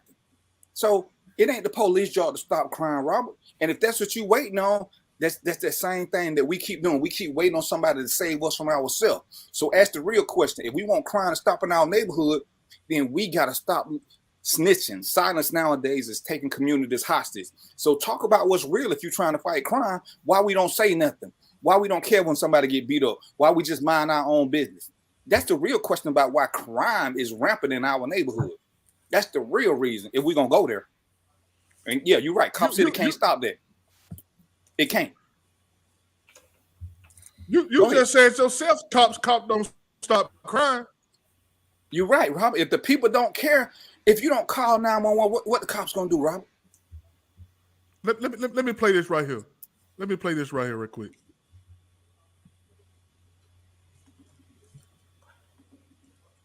Cop City, city of Atlanta, continue to face criticism. Chaos emerges when people are uninformed. They want Cop City is only opposed by individuals who are violent against government. That is not true. In fact, the first protesters of Cop City that went directly to Atlanta City Council were members of clergy, activists, advocates, millennials, and others. College students have also joined that fight. You have environmentalists that don't want it. You have good governance people who do not want it. Millennials don't want it. Community does not want it. Preachers don't want Cop City. One preacher in particular, here it is. This Atlanta City Council. My name is Reverend Kiana Jones, and I stand here before you as a member of the Faith Coalition to Stop Cop City. And I'm looking at each one of your faces, and I really want to understand how it is that you asked people to vote for you and then ignored their voices. How it is that you feel okay with yourself lauding Abel Mabel, who had a lot to say about treating people right, who had a lot to say about the words of the Bible that many of you like to quote. Well, let me remind you of something. Be not deceived, for God is not mocked. That whatsoever a man soweth, that shall he also reap. So understand this, that the sins of the father will be visited on the children. It has happened time and again. So it may not happen to you, but what about your child? What about their children? What about their children's children's children? What will your legacy be? You so-called legacies of black misleadership sitting up here on this council. Let me tell you something. Representation is not enough when you don't represent the people who elected you. The people came out and spoke clearly. And let me go to the Bible one more again and say that we are here as clergy to cry loud and spare not.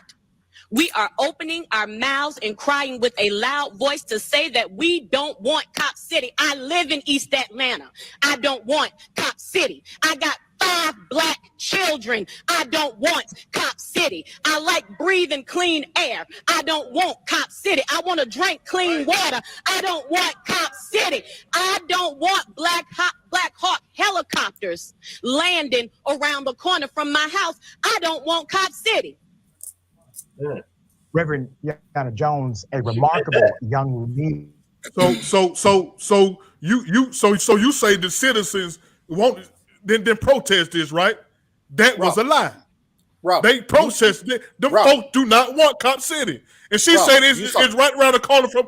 She didn't say she live in the forest. She said it's right around the corner from her house. So one lady now. So she lied, right? Oh no, this lady had a whole lot of people behind her. What her signature's at, Robert? All you gotta do is start a petition. Here's the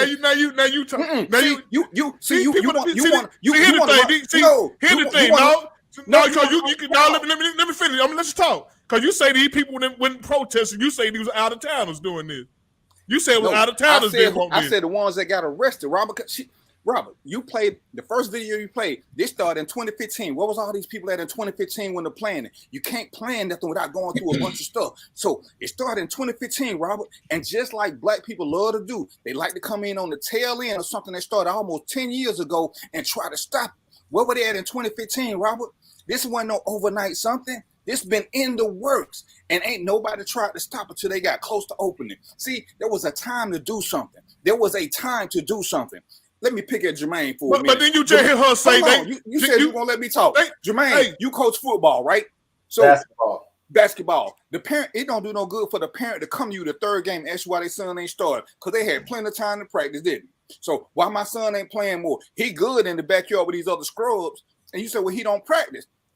But you've been having practice. You done had trials. The parents ain't never showed up. Then once the season starts, they want to come telling you how to coach. He been doing this. This been going. Robert, you played the thing. 2015, this was talked about. 2015, this was approved. 2015. What year is this again? It's 2023. 8 years later, now they got complaints. And as far as the black clergy, remember when y'all complained about Joe Biden and the crime bill? Remember who supported that? The concerned black clergy. So we already know they wishy-washy. We already know this about them. Now they wishy-washy. They've been wishy-washy. They part of the community. These people in the community, man. Right. So now, if you want to talk about who's you know what the problem is with the citizens. They trusted the elected officials, like she just said. Like she just said, we trusted y'all. Clergy.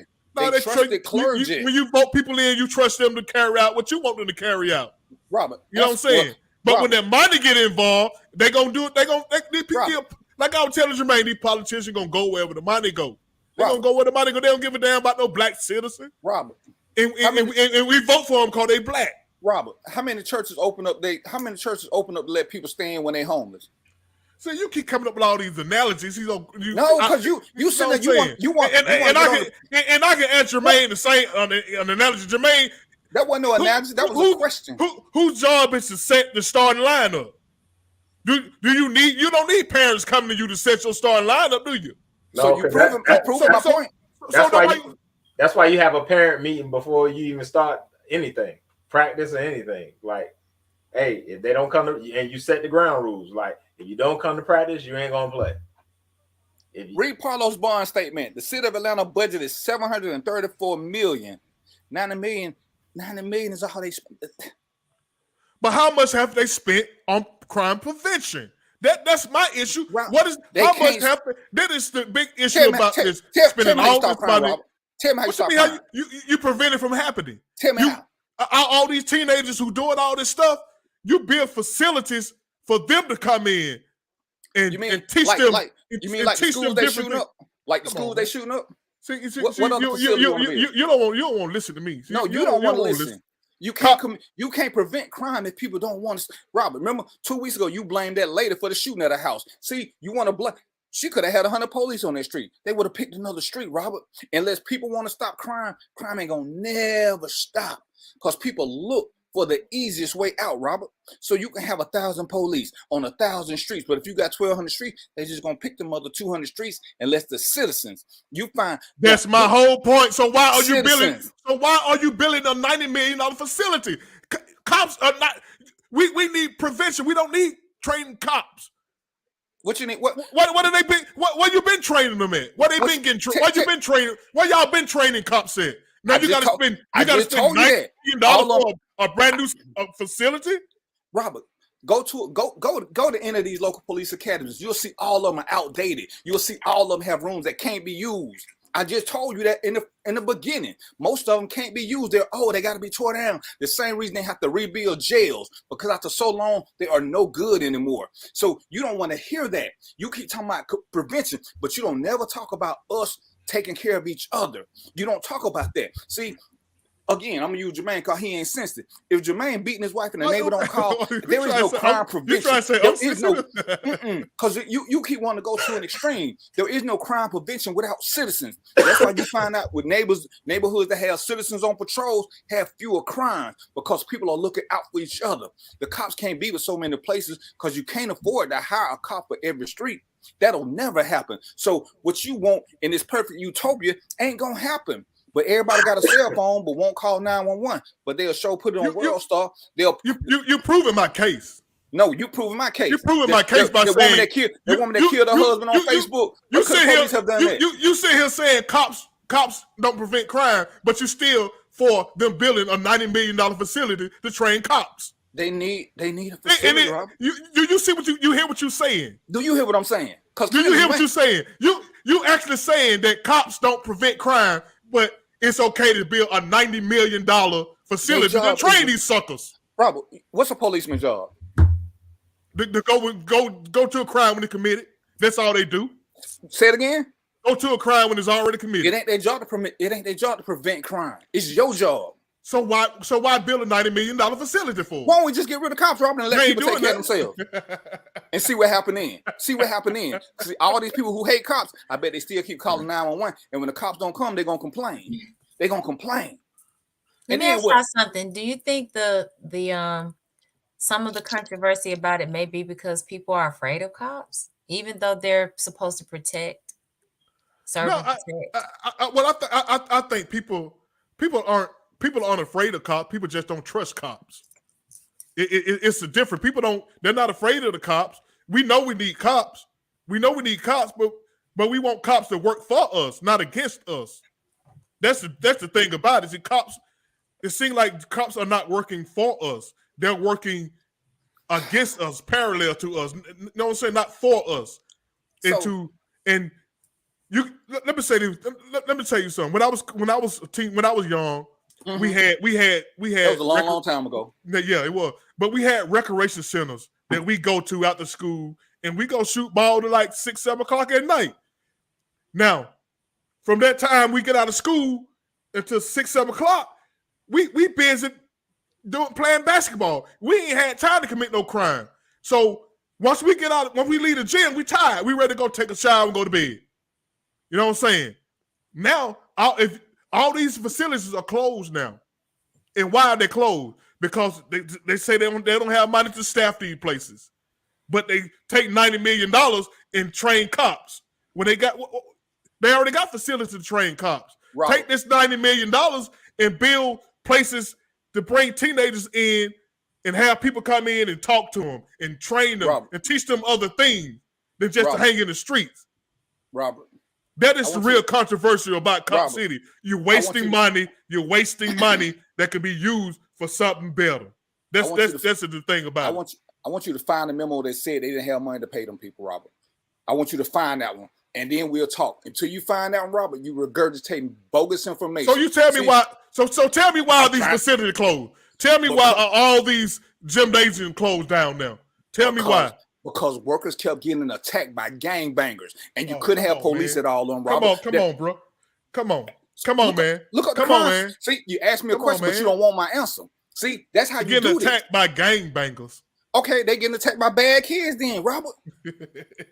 Look up the crime. I can't win with you, man. You right, because you don't want the truth. But see, just like I told you to find out where they couldn't pay them, because I doubled down there, because I knew somebody who worked that one. And you know what? She worked there 2 weeks, and she said, I can't do this. These kids out of control. They coming in, they drinking, they got guns, and we can't do nothing to them. Why are teachers quitting their profession, Robert? Why are teachers quitting? Because the schools are out of control. See, we don't want to address the real issue, because it's easier to blame somebody else than to look in the mirror. See, they don't want to be unsafe. Remember now, they don't want the teachers to have the guns. We see schools getting shot every week. We don't want to talk about that because most of them we won't put armed cops at school because we don't want the kids to be scared. So we'll let them get shot by somebody that look like them. See, it's a whole bigger issue, but it's easier to pick on the cops because the cops could be at schools, but some people don't want them because I don't want my kid in a cop state. Your kid ain't in a cop state. Your kid is in a safe place. But who's picking on cops? Who's picking on cops? This is a politician issue. Robert, you know how they learn when the school get shot at? You know how they learn how to enter the building? From training. Because don't nobody want to talk about it, but we have to train for worst case scenario. If you don't have a building where you can train for that, you can't get it down. There are no places. Rob, we can't go to a regular school. How many abandoned schools there are in the city of Atlanta? But why are they abandoned? Why are they abandoned? So that's about, dude. They are abandoned. They are abandoned. Why can't you use those abandoned schools to train officers? Why you got to build a brand new school just to train officers on how they got to go to school? Ask yourself why it's ridiculous, man. No, it ain't. Ask yourself why the school is abandoned. You know why it's abandoned? Because they have built new schools. They have built new schools. Look, Robert. All you gotta do is a little research. You'll find out most of them got shit. All you gotta do is use your common sense. I'm trying to tell you. All you gotta do is look it up, Robert. Most of them, the pipes ain't no good. The water brown. Some of them still got asbestos in them. That's why they trying to get these kids out of these schools with the quickness. But see, you don't want to hear the truth. You rather push something that ain't legit. But go to one of these schools and ask. Look at why they shut down. It ain't because of overcrowding. It's because the schools were nasty. Some of these schools been around since before 1980. They got lead paint, Robert, so they had to shut them down. But you don't want to hear that. You know what lead paint does to people? It will kill you. You know what asbestos does to people? It will kill you. But you don't want to hear this. This is why they can't tear the schools down. This is why that Zaire on Old National is still there. Because to clean up that building is almost $20 million just to tear it down. And everybody said, you can't use the building. You can't tear it down. Asbestos removal is a hell of a cost. But see, people like you will say something. And you know what they doing with these high schools? They turn them into apartment lofts. Ain't that wrong with them buildings? Which apartment which high school is an apartment loft, Rob? Let me see. What this high school Please over there off over there off University. It's a nice apartment too. I want to say is it Roosevelt? I want to say Roosevelt High. Roosevelt and East Point. I think you know which one I'm talking about now. There's a couple of them that turned into apartment buildings. I don't. This You this know your what I'm talking story. about. This your story. See, he know what I'm talking about. If anybody know what I'm talking about, it's owned by Grant Paul. What high school that was owned by Grant Paul? I don't know. I do my research though, Robert, so I don't get caught up in hype. See, you ask me a question and then you don't like my answer. But when I tell you how to stop crying, you still don't like my answer. You still don't like it. But the numbers don't lie, Robert. Dude, they don't lie. Only thing I'm saying, man, take the $90 million and build facilities. What kind of facility, Robert? You want another gym? Yeah, something like that. Something that teenagers can come in and get them off the street. Get them off the street. Have people in there to train and talk to them, train them. You know what I'm saying? Teach them other ways to do things, man. And instead of just having them on the street when they get out of school. So again, when they get out of school, they have nowhere to go. What Chuck at? Find out why the teachers quitting their job. Because the school is a place. Find out why the teachers quitting their job. Find out why. They ain't getting paid enough money. Robert, they knew they wouldn't get no money to start with. That ain't why they quitting. Find out why they quitting, Robert. Well, you could take some of that $90 million and give them more money. Robert, they ain't quitting for the money. Teachers is a profession that people choose because they like it. This facility they building is only for the people. It's only for the developers. What is Braves Stadium for? What is Braves Stadium for? What do they use Braves Stadium for? What other than got to do with the Braves Stadium, man? Because you sitting here talking, that was taxpayer money. Again, you didn't say nothing, didn't nobody say nothing. So why didn't you use that money? Because the Braves had a stadium. Why didn't you use that money and build gyms, Robert? See, it's that selective picking of stuff because you don't want this. But what was the Braves having a new stadium going to prove? Nothing. What was the Falcons having a new stadium going to prove? Nothing. But see, when they tell us what they want us to talk about, we run to that. Not looking at the sleight of hand. Can we focus on this, Cop City? You keep talking about the Braves and the Falcons and all that. You keep wanting to focus on money. You know what I'm saying? So we focusing on money. I'm focusing on the unnecessary use of the money. That's what I'm focusing on. Okay. It's very unnecessary. It's very unnecessary to build a $90 million facility to train these. So would you rather wait 2 years and build $150 million one? No, they don't need a new one. They don't need a new one. You think they need new jails? No, I don't think they need. They got a jail over there on Garnett Street they ain't using. I got a question. What's up, Jennifer? Okay. What's up, Jenny? What's going on? Jenny. So this may be an airhead question, but the Robert don't want to ask airhead question. You talking to airheads? So the Cop City is not built just for cops being trained here. Cops from other cities can come here. Yeah, and states. It's gonna be for all first responders. It's gonna be for the cops. It's gonna be for firemen. It's gonna be for EMTs. It's gonna be the first of its kind. It's gonna encompass everything. Like they got another one in Forsyth. Okay. It's gonna take over Forsyth because you can make it generate money. Okay. You heard that? You can make it generate money. That means y'all get your money back.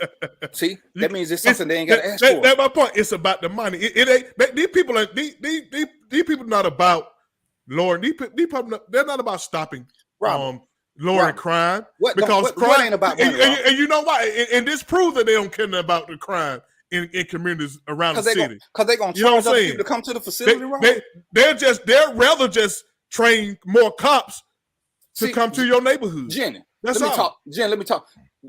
The best thing about opening up a cop city, see, when you go there, guess who's gonna work at this place? All they're gonna hire is a bunch of civilians. So the one in Forsyth probably got about 150 civilians. See, this creates jobs. Robert don't want to talk about that. So yes, it is about money because you want to have something that you don't have to keep taxing taxpayers for. This will pay for itself. So you get to hire all these people. You're gonna have to hire a cleaning crew now. It's gonna bring in revenue. It's gonna bring in jobs. And yes, it is a place where they can train. It's a place where they can train. They don't have to worry about getting sick. They don't have to worry about catching nothing. It will house them. Because if you go out of town now, guess who pay for these rooms that we have to stay in when we go out of town? That's billed back to the local government. See, but when people don't want to hear that, they don't hear that. But when you go to Forsyth now, if they got I want to say they got a 100-bed hotel, but they have 600-700 students down there at a time. So all the hotels in the area get the money. but it get billed back to the local agency, was get billed out of taxpayers' money. So we can eliminate a lot of that. But you know, Paulo, I just played a video of citizens who's against it. So it wasn't no citizen, Robert. It was one lady. Stop talking about out of town people. That Robert, it was one lady. Agendas, it was one lady, Robert. One lady. And she represents the whole group of people, though, man. What her signature's at, Robert? All she gotta do is start a petition. Life is pretty simple. All it takes is a petition. Get 10,000 signatures and prove a point. That's all it takes, Robert. Man, these developers have put it in these people. These politicians have been paid off, so they got to build it now. They've been paid off 10,000 signatures, they'll revisit. See, people keep talking about what everybody want, like the concerned black clergy did before, like your favorite attorney does. They say what people want, but they ain't talk to the people. They talk to the ones who gonna say what they want to hear, who gonna say what they want. But when I asked you before, how many open their churches up to these homeless people? How come these churches don't have something for kids? That's who you give your money to, your tithe to them. They ain't doing shit for you. So it's amazing how you want somebody else to do something for you. But when you go to your religious leaders, they ain't doing shit for you, but they want to put on the politician. But ask her what her church doing. I bet she can't tell you nothing because she from East Atlanta. She don't want it. Ask her what program she got. Ask her, because she got a bunch of volunteers in the church. It's full of volunteers, and they don't want money. But what they doing? Nothing. Are they preventing crime? Nope. But they started taking them tithes. They started going overseas to spread the word with your money. They ain't doing nothing for the neighborhood, but you don't question them. You don't question them. See the hypocrisy of it all? And all they see is themselves losing money. That's why I don't mess with church leaders. They just losing money. Those striking words for members of Atlanta City Council. There's more. Here it is. I don't. Same lady. My granny don't. She's been in her house almost 50 years, and you suckers will never get it through gentrification because we knew what to do. And Mary Norwood and the people of Buckhead, this will not be your trade-off. When are you going to stop dealing with the white supremacist infrastructure and dealing with the so-called black elites in Atlanta in your silent agreement? As long as they go along with the white establishment, they're going to keep them other N-words over there in control. Now, some people had issues with her language. I saw back and forth commentary about how she called members of the council sucker. Some of them are. Here's how she ended the speech.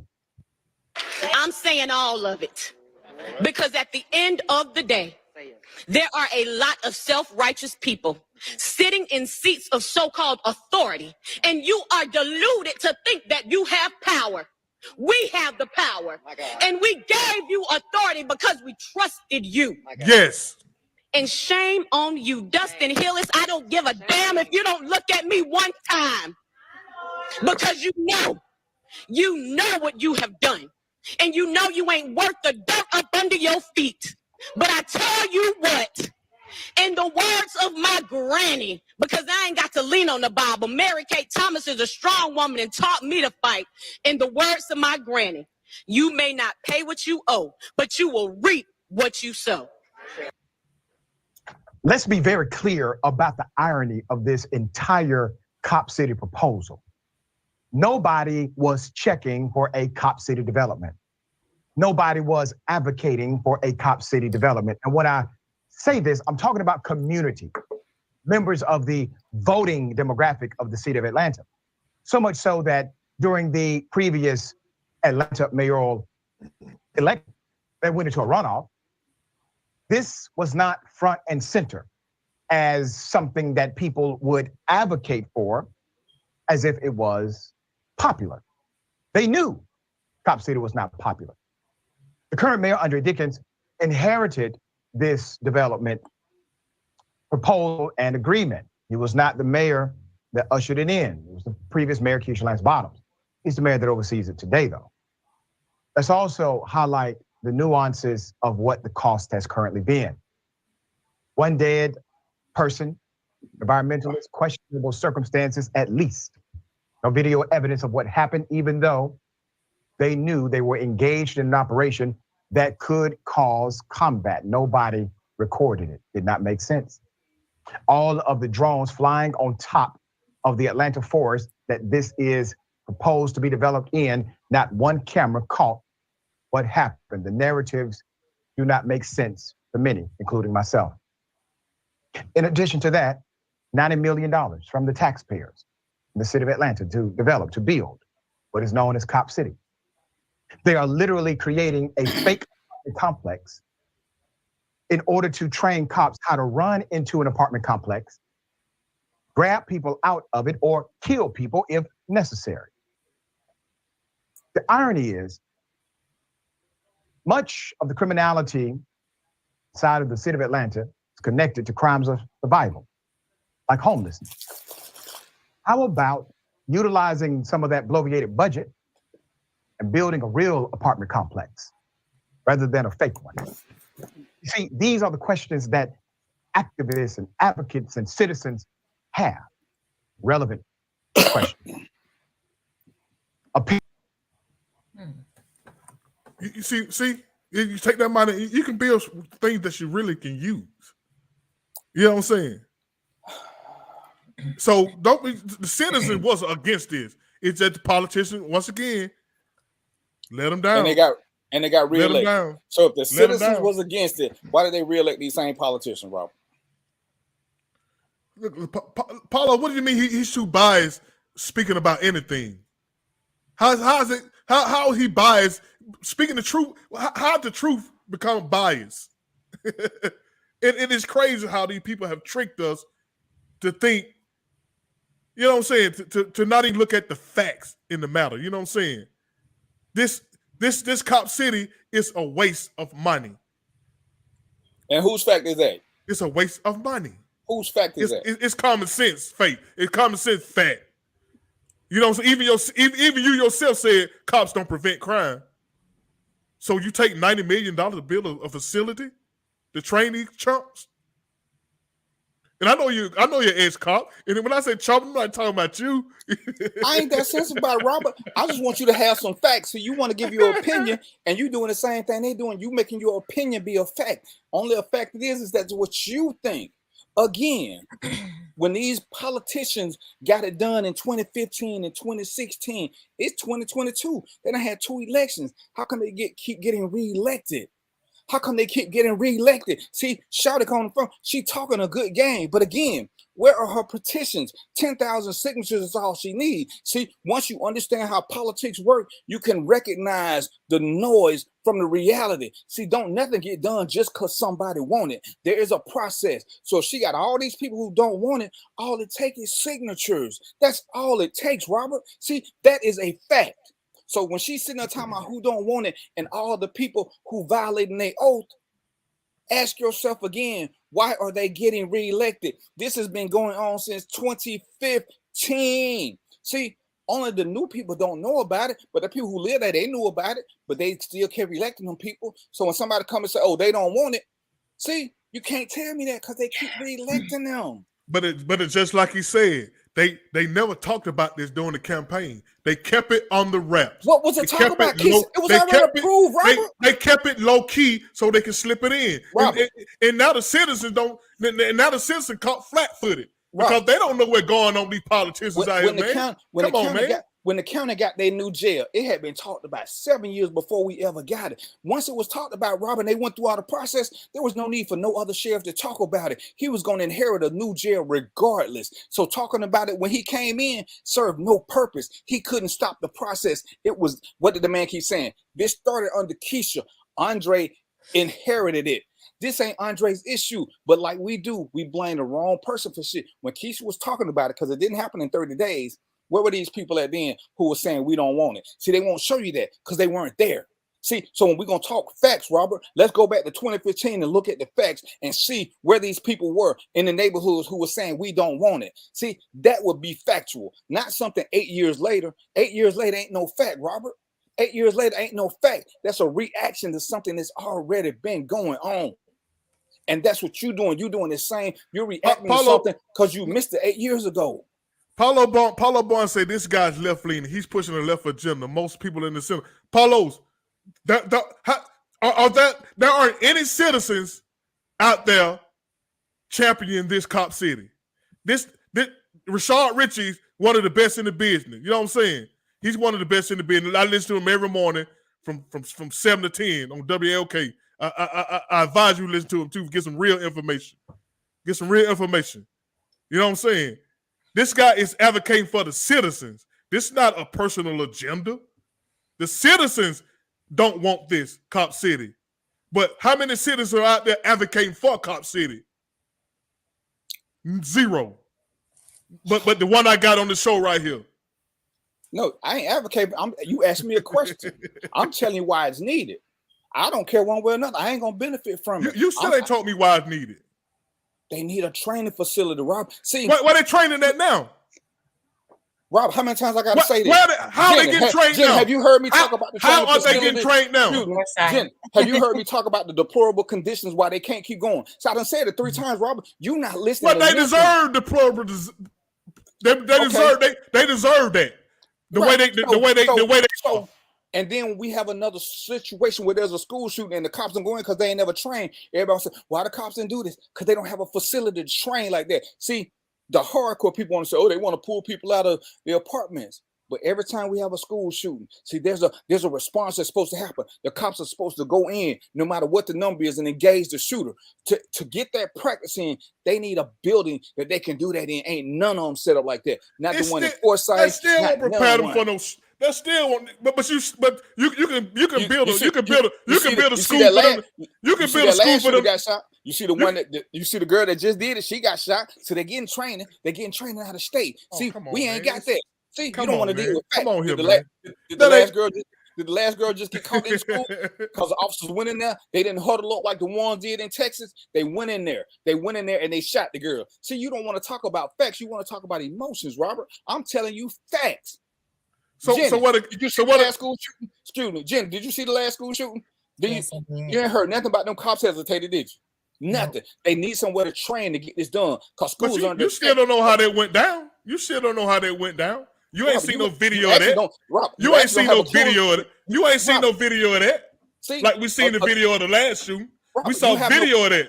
We saw video of the cowardice of the cops. Robert, let's stick with this. You never have a clue as to what I know. You never have a clue. But see, your facts so you can speak for me. And you think because you're ex-cop, you know everything. That ain't true. You think because you're ex-cop, you know everything. I say I know everything, Robert? When? You're assuming that I don't know nothing. You know what I'm saying? That's your own assumption. It's common sense. I said that you make your emotions factual. I'm giving you facts. You don't like them. You asked me the same question 3 times. Jenna heard me, and she ain't got no headset on. But you asked me the same question. So who ain't listening? I'm trying to answer your question, and because you don't like my answer, you try to negate it. When you said that this is a fact, no, you giving me your opinion. I'm giving you my opinion. What I give you my opinion on? Your opinion. You think it's necessary to build a $90 million facility? In my opinion, I don't think it's necessary to build. I think the $90 million can be spent in better places to prevent crime, for crime prevention, not training suckers to go in when crime already been committed. So building a rec center is going to prevent crime, Rob? You believe that? Yeah. I think it will. I think building a state-of-the-art rec center. No, yeah, they are, but they're closed down. Most of them are closed down. Is the one on MLK most of these rec centers are closed down. Is the one on MLK closed?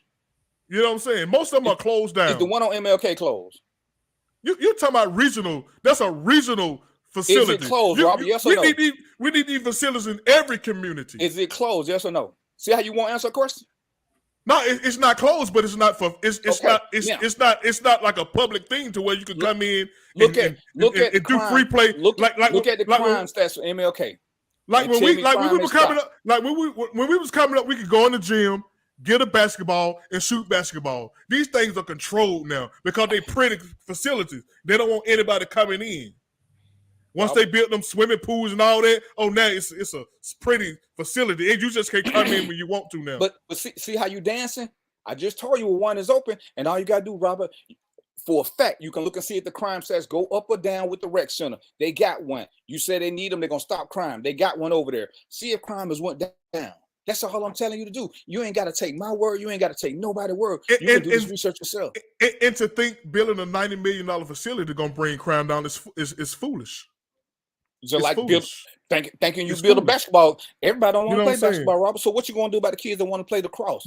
But I know what gym it did. ain't I a know what gym it ain't did. gonna shut nothing down. I know what it did for me and my friends. It kept us out of the streets. Robert, You know we what know I'm who saying? It some of your kept us friends out are. of the It street. didn't keep y'all out the street. We know who some of your friends are. We know who some of my friends are. That gym didn't keep us out of the street, Robert. The gym kept us out of the street, man. Don't sit there and play. Don't sit there and lie like that, Robert. Don't sit there. Don't do that.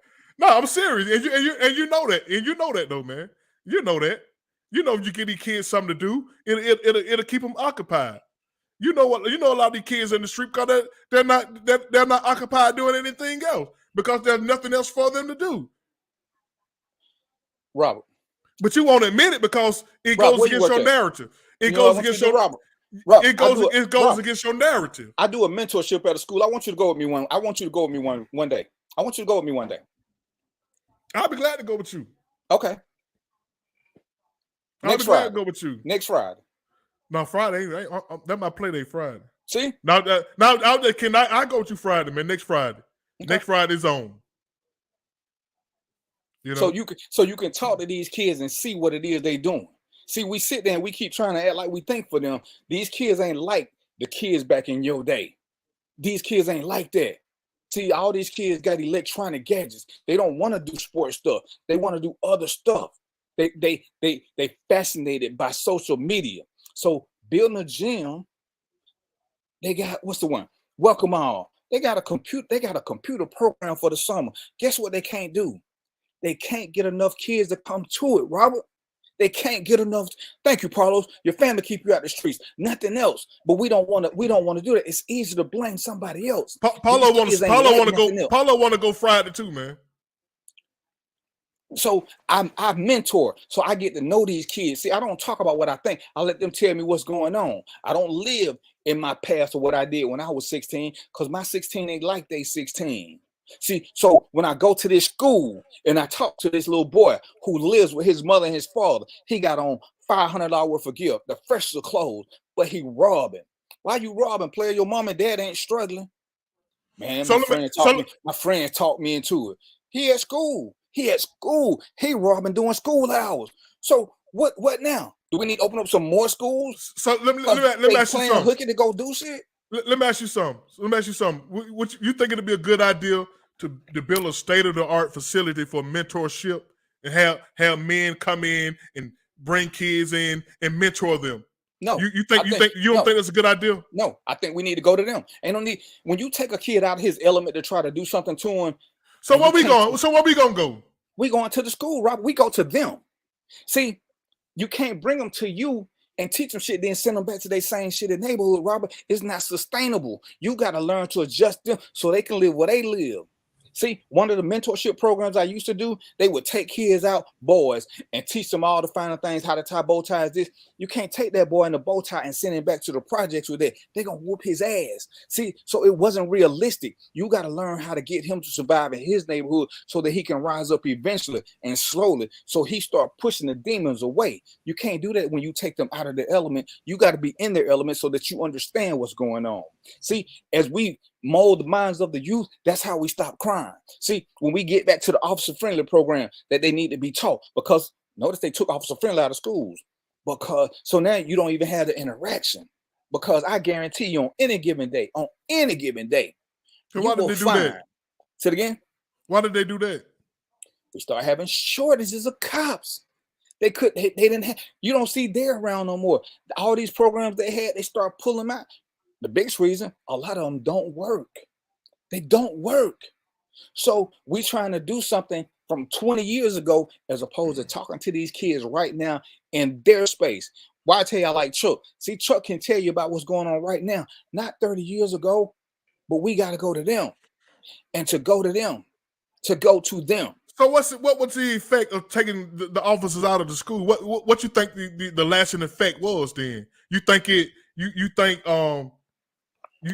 made the community safer by stopping officer friendly, but by giving these kids a opportunity to interact with cops before they become teenagers? Yeah, you know what I'm saying? Because they don't know. You think that helped or hurt? It hurt because let's take us for instance. Let's take us back in the day. When Boots and them and Dre, when all of them was coaching, and I would pull up in my patrol car, all them kids knew who I was. They could talk to me. They weren't scared of me. But they know if I came up there, I was part of the bankhead. So all I had to do was go through there and I won't get nothing. But they knew me. They knew me. They knew a couple of guys from APD. They knew us. So it wasn't the same interaction. If you don't know somebody who you can relate to and talk to, there's always a little tension because you don't know them. They don't know you. See, I tell people all the time, man, why cops so scary? Because they see videos of us shooting each other, beating each other. So they scared of you, you scared of them. That's an unhealthy mix because we never mix together until we start this process. And yes, cops need to be trained on how to talk to the younger people. They need a facility so that they can bring them in. We can't bring kids to the facilities that we training at now. Hold on. You denied me on bringing kids in to a facility, but you just say now you got to bring kids into a cop facility. No, you ain't hear nothing I said. You contradicted what you just said. You ain't hear nothing I said. Let me address Paulo. Paulo. I remember the Pal League, and that goes to my point. That goes to and Pal was inside of these recreation centers. Pal had an office inside of these recreation centers. Mm-hmm. That is no more. That is no more. They took all this stuff away, and for what? To build a $90 million facility to train cops? We don't need to train cops. We don't need to train cops. Wayne, you can't keep funding something if ain't nobody coming, Robert.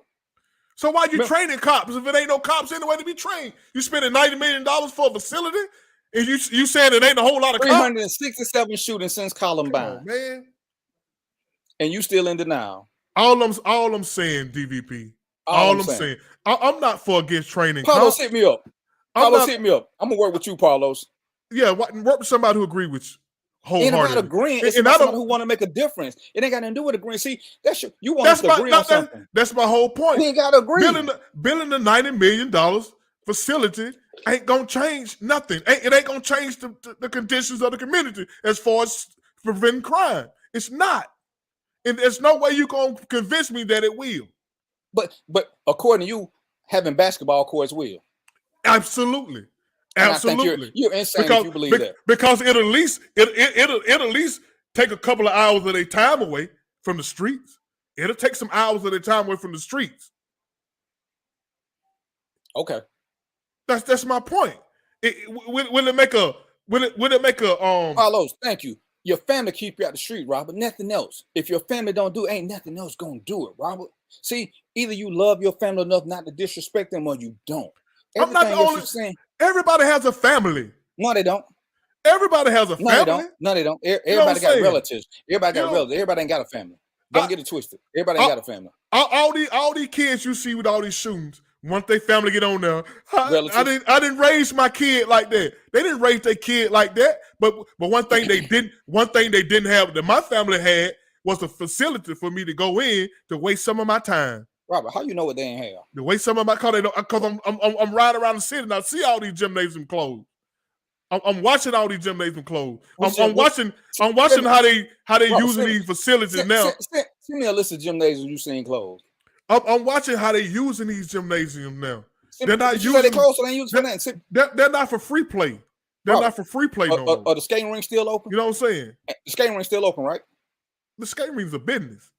And the skating ring is a business. And kids can go there to hang out, so they ain't doing something for 2-3 hours, right? The skating ring is a business. You got to pay to get in there. You got to you pay. You got to pay to get in the skating ring. You don't have to pay during the week, Robert.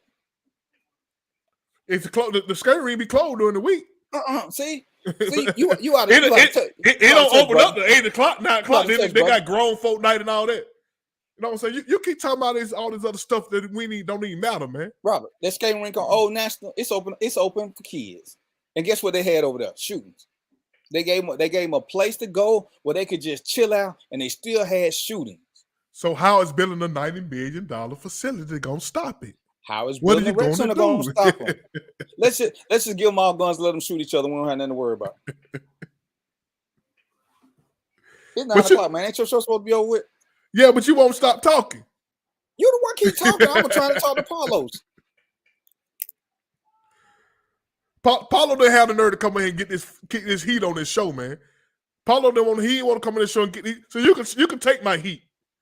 One thing I give you, you can handle the heat I give you, man. You can handle these problems. Paulo can handle these problems, man. You know what I'm saying? Paulos, I got you, bro. What Paulo said, Rob, you couldn't get away from nothing because you're too many walkers. Yeah, we had the Bankhead coat. We had Bankhead coat locked down. You couldn't bend too many corners without being seen by somebody. That helped too now. But look, I had my moment where I could do what I want to do. You know what I'm saying? All that. But when I got out of school, you know, all of us went to the gym. Me and my crew, we went to the gym. We didn't leave the gym till it got dark. So you saying we didn't leave the gym till it got dark. So, Robert, let me just quote you on this now. And you can vouch for that, Paulo. You know, we didn't leave that gym till it got dark. So in Bankhead, wasn't no crime going on along that gym with them. I just want you to say it out loud. I'm not saying with no crime going on there. I'm just saying there was a lot of kids never got involved in because they weren't on the scene to be in crime. They were somewhere busy doing something else. You know what I'm saying? I'm not saying you're not going to say everybody, but it gave a lot of us opportunity to be active doing something else. It gave opportunities to those that wanted opportunity. Come on, man. Just say you're right, man. So let's say you're right. Let's say you're right, man. Paulos, you're right. Just say you're right, man. Just say it'll be good to give kids something to do to occupy their time. Build a facility with a lot of gaming. Build a big old gaming. Build a big old gaming. What the kids like to do these days? They like to play these games. Build a facility. Take $30 million of that. Build a big old facility so y'all come play games here all day. All day. Come on, play games in here all day. And I'm willing to bet you a lot of them kids. I'm willing to bet you a lot of them kids will go to that gaming place and play games all day. Next Friday, 12 o'clock. Nothing because they need money for that. Next Friday, 12 o'clock. No, if you got $30 million, it's going to be free. It's going to be free. You know that, man. It's a lot of good ways they can spend their money. They choose not to because they don't care. They don't really care. They only care about the money. These developers put it in their pocket. They got their pocket lined. They good. They don't care about prevent no crime. They got their pocket lined by y'all, and they got y'all to talk about something else, so you won't look at where your money going. Man, give me your part and comment. Get up out of here. but look, check this out, y'all. Check this out, y'all. Y'all, me and him, we got love for each other. We don't hate each other, nothing like that. Yeah, we do. This just a healthy conversation, man, between me and boy DVP. Tomorrow, his show, he got a show tomorrow, 6 p.m. Random Thoughts with DVP live. Y'all check my boy out, man. He have a wealth of knowledge, but on this topic right here, he's poor. You know what I'm saying? But y'all check my boy out tomorrow, man. Wednesday. Jenny, I don't know where you been. We finna shut the show down. Man, Jenny went and got some snacks. Jenny got her some popcorn and watching this shit show. Yep. But anyway, y'all, tomorrow, Wednesday, 6 p.m. You still at 6 p.m.? Yeah, I ain't going nowhere. Random Thought with DVP. What you talking about tomorrow?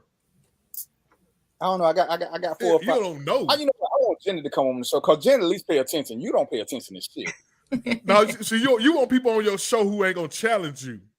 Robert, most of the people on my show are ones who challenge me. I don't need nobody to agree with me because then that makes a boring conversation. I need a different opinion. You know, and that's why a lot of people don't come on the show who used to come on the show because I challenge what they say. No, you just ain't gonna come on here and just say what you want to say. Robert, I'm gonna challenge what you say, and I allow you to challenge what I say.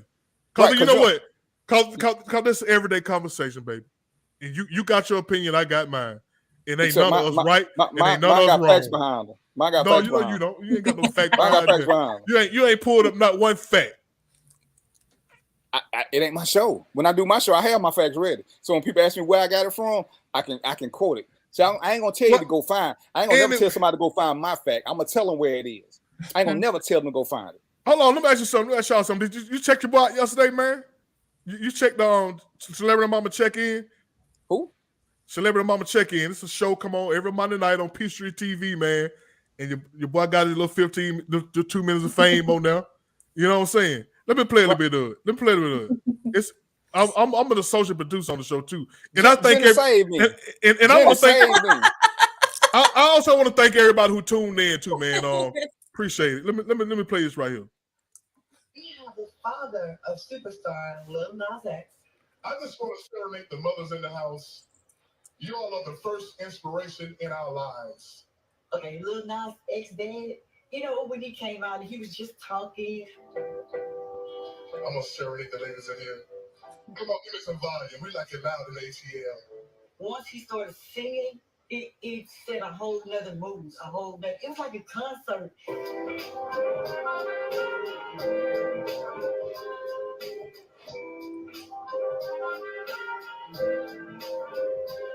I saw Robert. I thought he was Teddy Pendergrass for a minute. And I was like, oh my God. And I just started throwing roses and they started following me. And then Mama Jones went up and was dancing with him. Let me tell you something. He sang so sexy, I had to get up. I had to go and personally touch, feel, and enjoy myself dancing. And you know, for a fact, crazy blue-faced mother, she was doing her thing too. She told me, I said, hi, sister, girl, too. I see you was up there. She said, yeah, I had your back. I said, yo, yeah, you had my back. She said, you had the front, I had the back. You inspire me. All of you mothers, you inspire me. Thank you. All of you mothers. Oh my God, you're beautiful. Oh my God. What? Let me take you home to my bed. The Nas X ain't got nothing on me. And I want everybody to go to Instagram and say, Lil Nas X, get that and got it. Yeah, man. So yeah, your boy did his thing, man. You know what I'm saying? Right. But unfortunately, they couldn't clear me singing. Teddy Pendergrass folks say, nah, he everybody gonna think he Teddy. You know what I'm saying? But Robert, I see why your mama like me better now. I see why your mama like me better now. She told me I could come back. What? Your mama told me I could come back. I see why she like me better now. Oh yeah, you can't go back. I know she liked me. She invited me in the house and everything. Cause she know if I vouch for you, you got to be a good person. So it ain't got nothing to do with you. Rob, she would co-sign on getting the switches for you. She said I could bring some with me next time. She would co-sign it. He said about Jim Jones ain't gonna like you flirt. His mama was flirting with me. She said she thought I was Teddy out there. I just got one question, man. Cause I see that I'm noticing a trend. When y'all sing and y'all touch y'all stomach, when you touch your stomach, is that ugly face necessary? Cause every single dude, whenever they touch their stomach, they make that face. Well, what's up with that? I need y'all not to touch y'all stomach. You saying? If you ain't looking ugly, you ain't singing.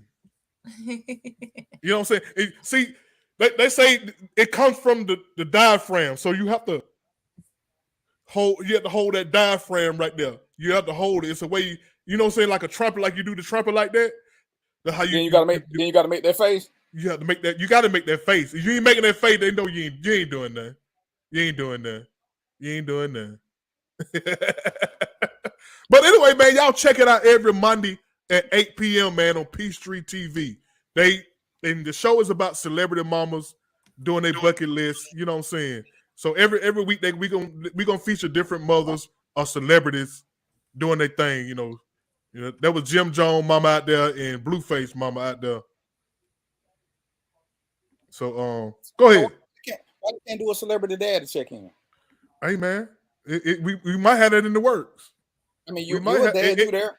It might be in the works, man. Let's not be sexist. Maybe I open the door for the fathers. You know what I'm saying? But a lot of these celebrity fathers ain't around. You know what I'm saying? Fathers don't get the love like the mothers do. But you feel what I'm saying? A lot of them are. You know what I'm saying? But I'm not saying there aren't any. I'm just saying, yeah, it's quite a few. You don't hear about a lot of celebrity fathers. Let's give them some love too. Yeah, I believe in that. You know what I'm saying? But anyway, y'all check my boy out tomorrow, 6 o'clock. Tell me you're gonna come on the show. Go on the live to the audience again. Tell me you're gonna come on the show again. I don't know if he's gonna let y'all. He's not gonna. He might not. He select who he want on the show. But my show, I put the link out. Anybody want to come on? Because this is like an everyday people show. You know what I'm saying? Everyday conversation with everyday people.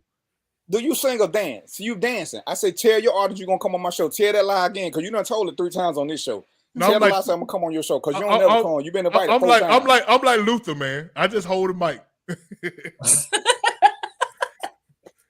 Now, I asked you, I asked you, could I come on? I'm gonna take over the show.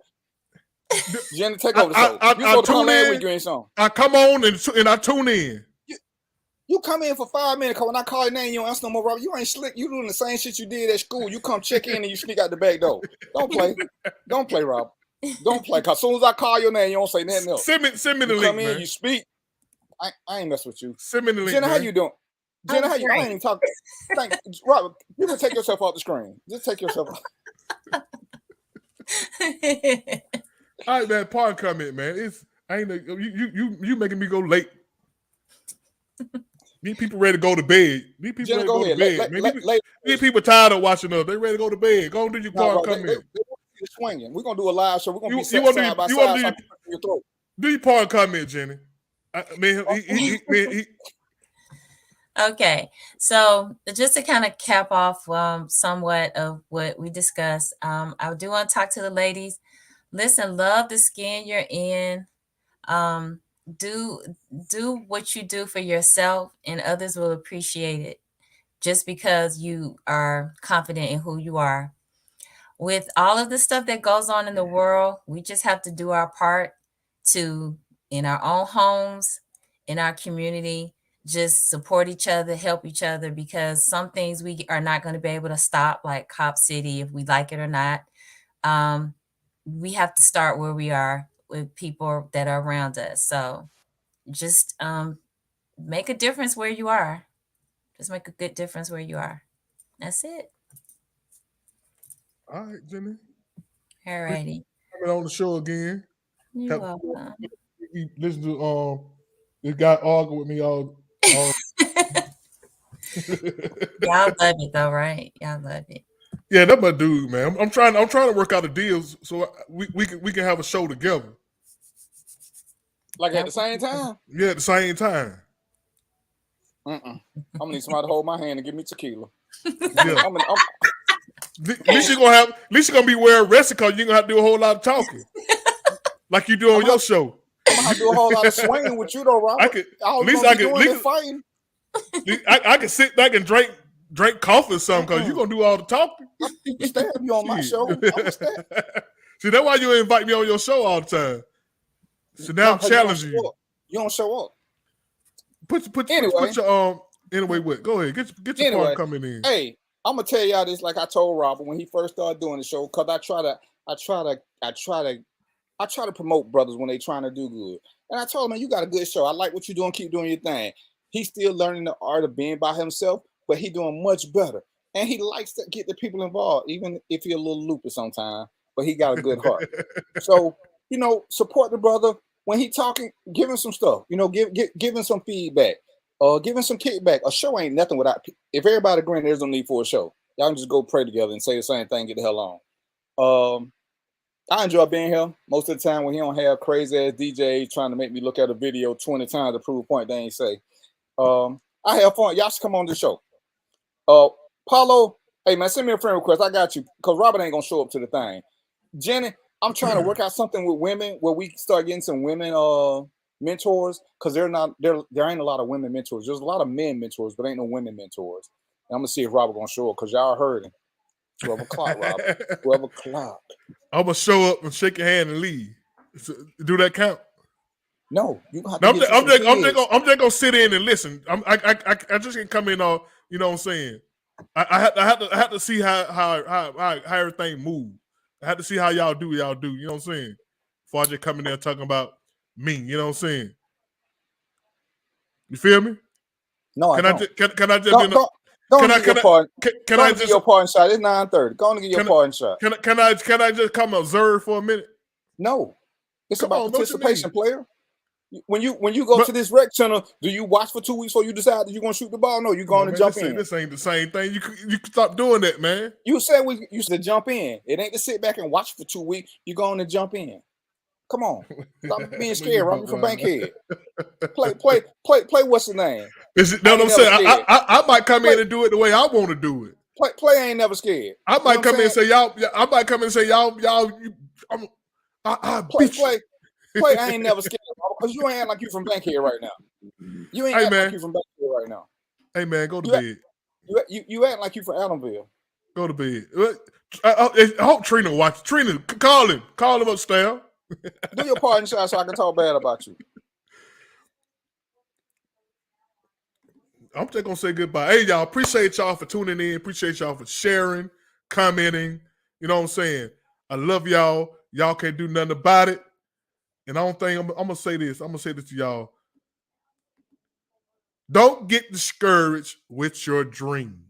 Don't get discouraged with your dream because God has a certain time and a place that He wants your dream to be materialized. And a lot of times we want to do things and we want everything to pop right away. We want everything to pop right away, but it don't work that way. Everything is about timing.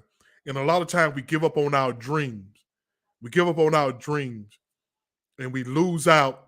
We lose out on a lot because we give up.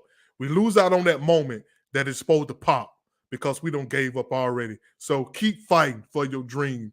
Don't let your dream die until you die. Know what I'm saying? Don't let your dream die until you die. Keep fighting for your dream as long as you got breath in your body.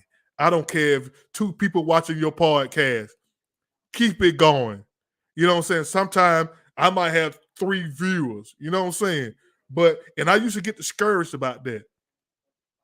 But I keep going. You know what I'm saying? I keep going. And I thank y'all, the people who support me. I thank y'all for tuning in. I really do thank y'all for supporting the show, tuning in, taking time out of y'all life to listen to me. Little old me. But you know what? You all are welcome to come on this show anytime you want to because I created this show for the people to have a voice. That way we ain't got to be listening to all these superstars and Oprah Winfrey and them talk about issues. We could come together and talk about issues and stuff that going on in the news our damn self. We don't need them. This is what this show is about. This is why I created it. This was one of my dreams. Hopefully it'll grow. Y'all stick with your boy and tell everybody about your boy and come on here and chop it up sometime. But until then, peace out. Next week, same time, same channel. Peace out. I love y'all. And y'all can't do nothing about it.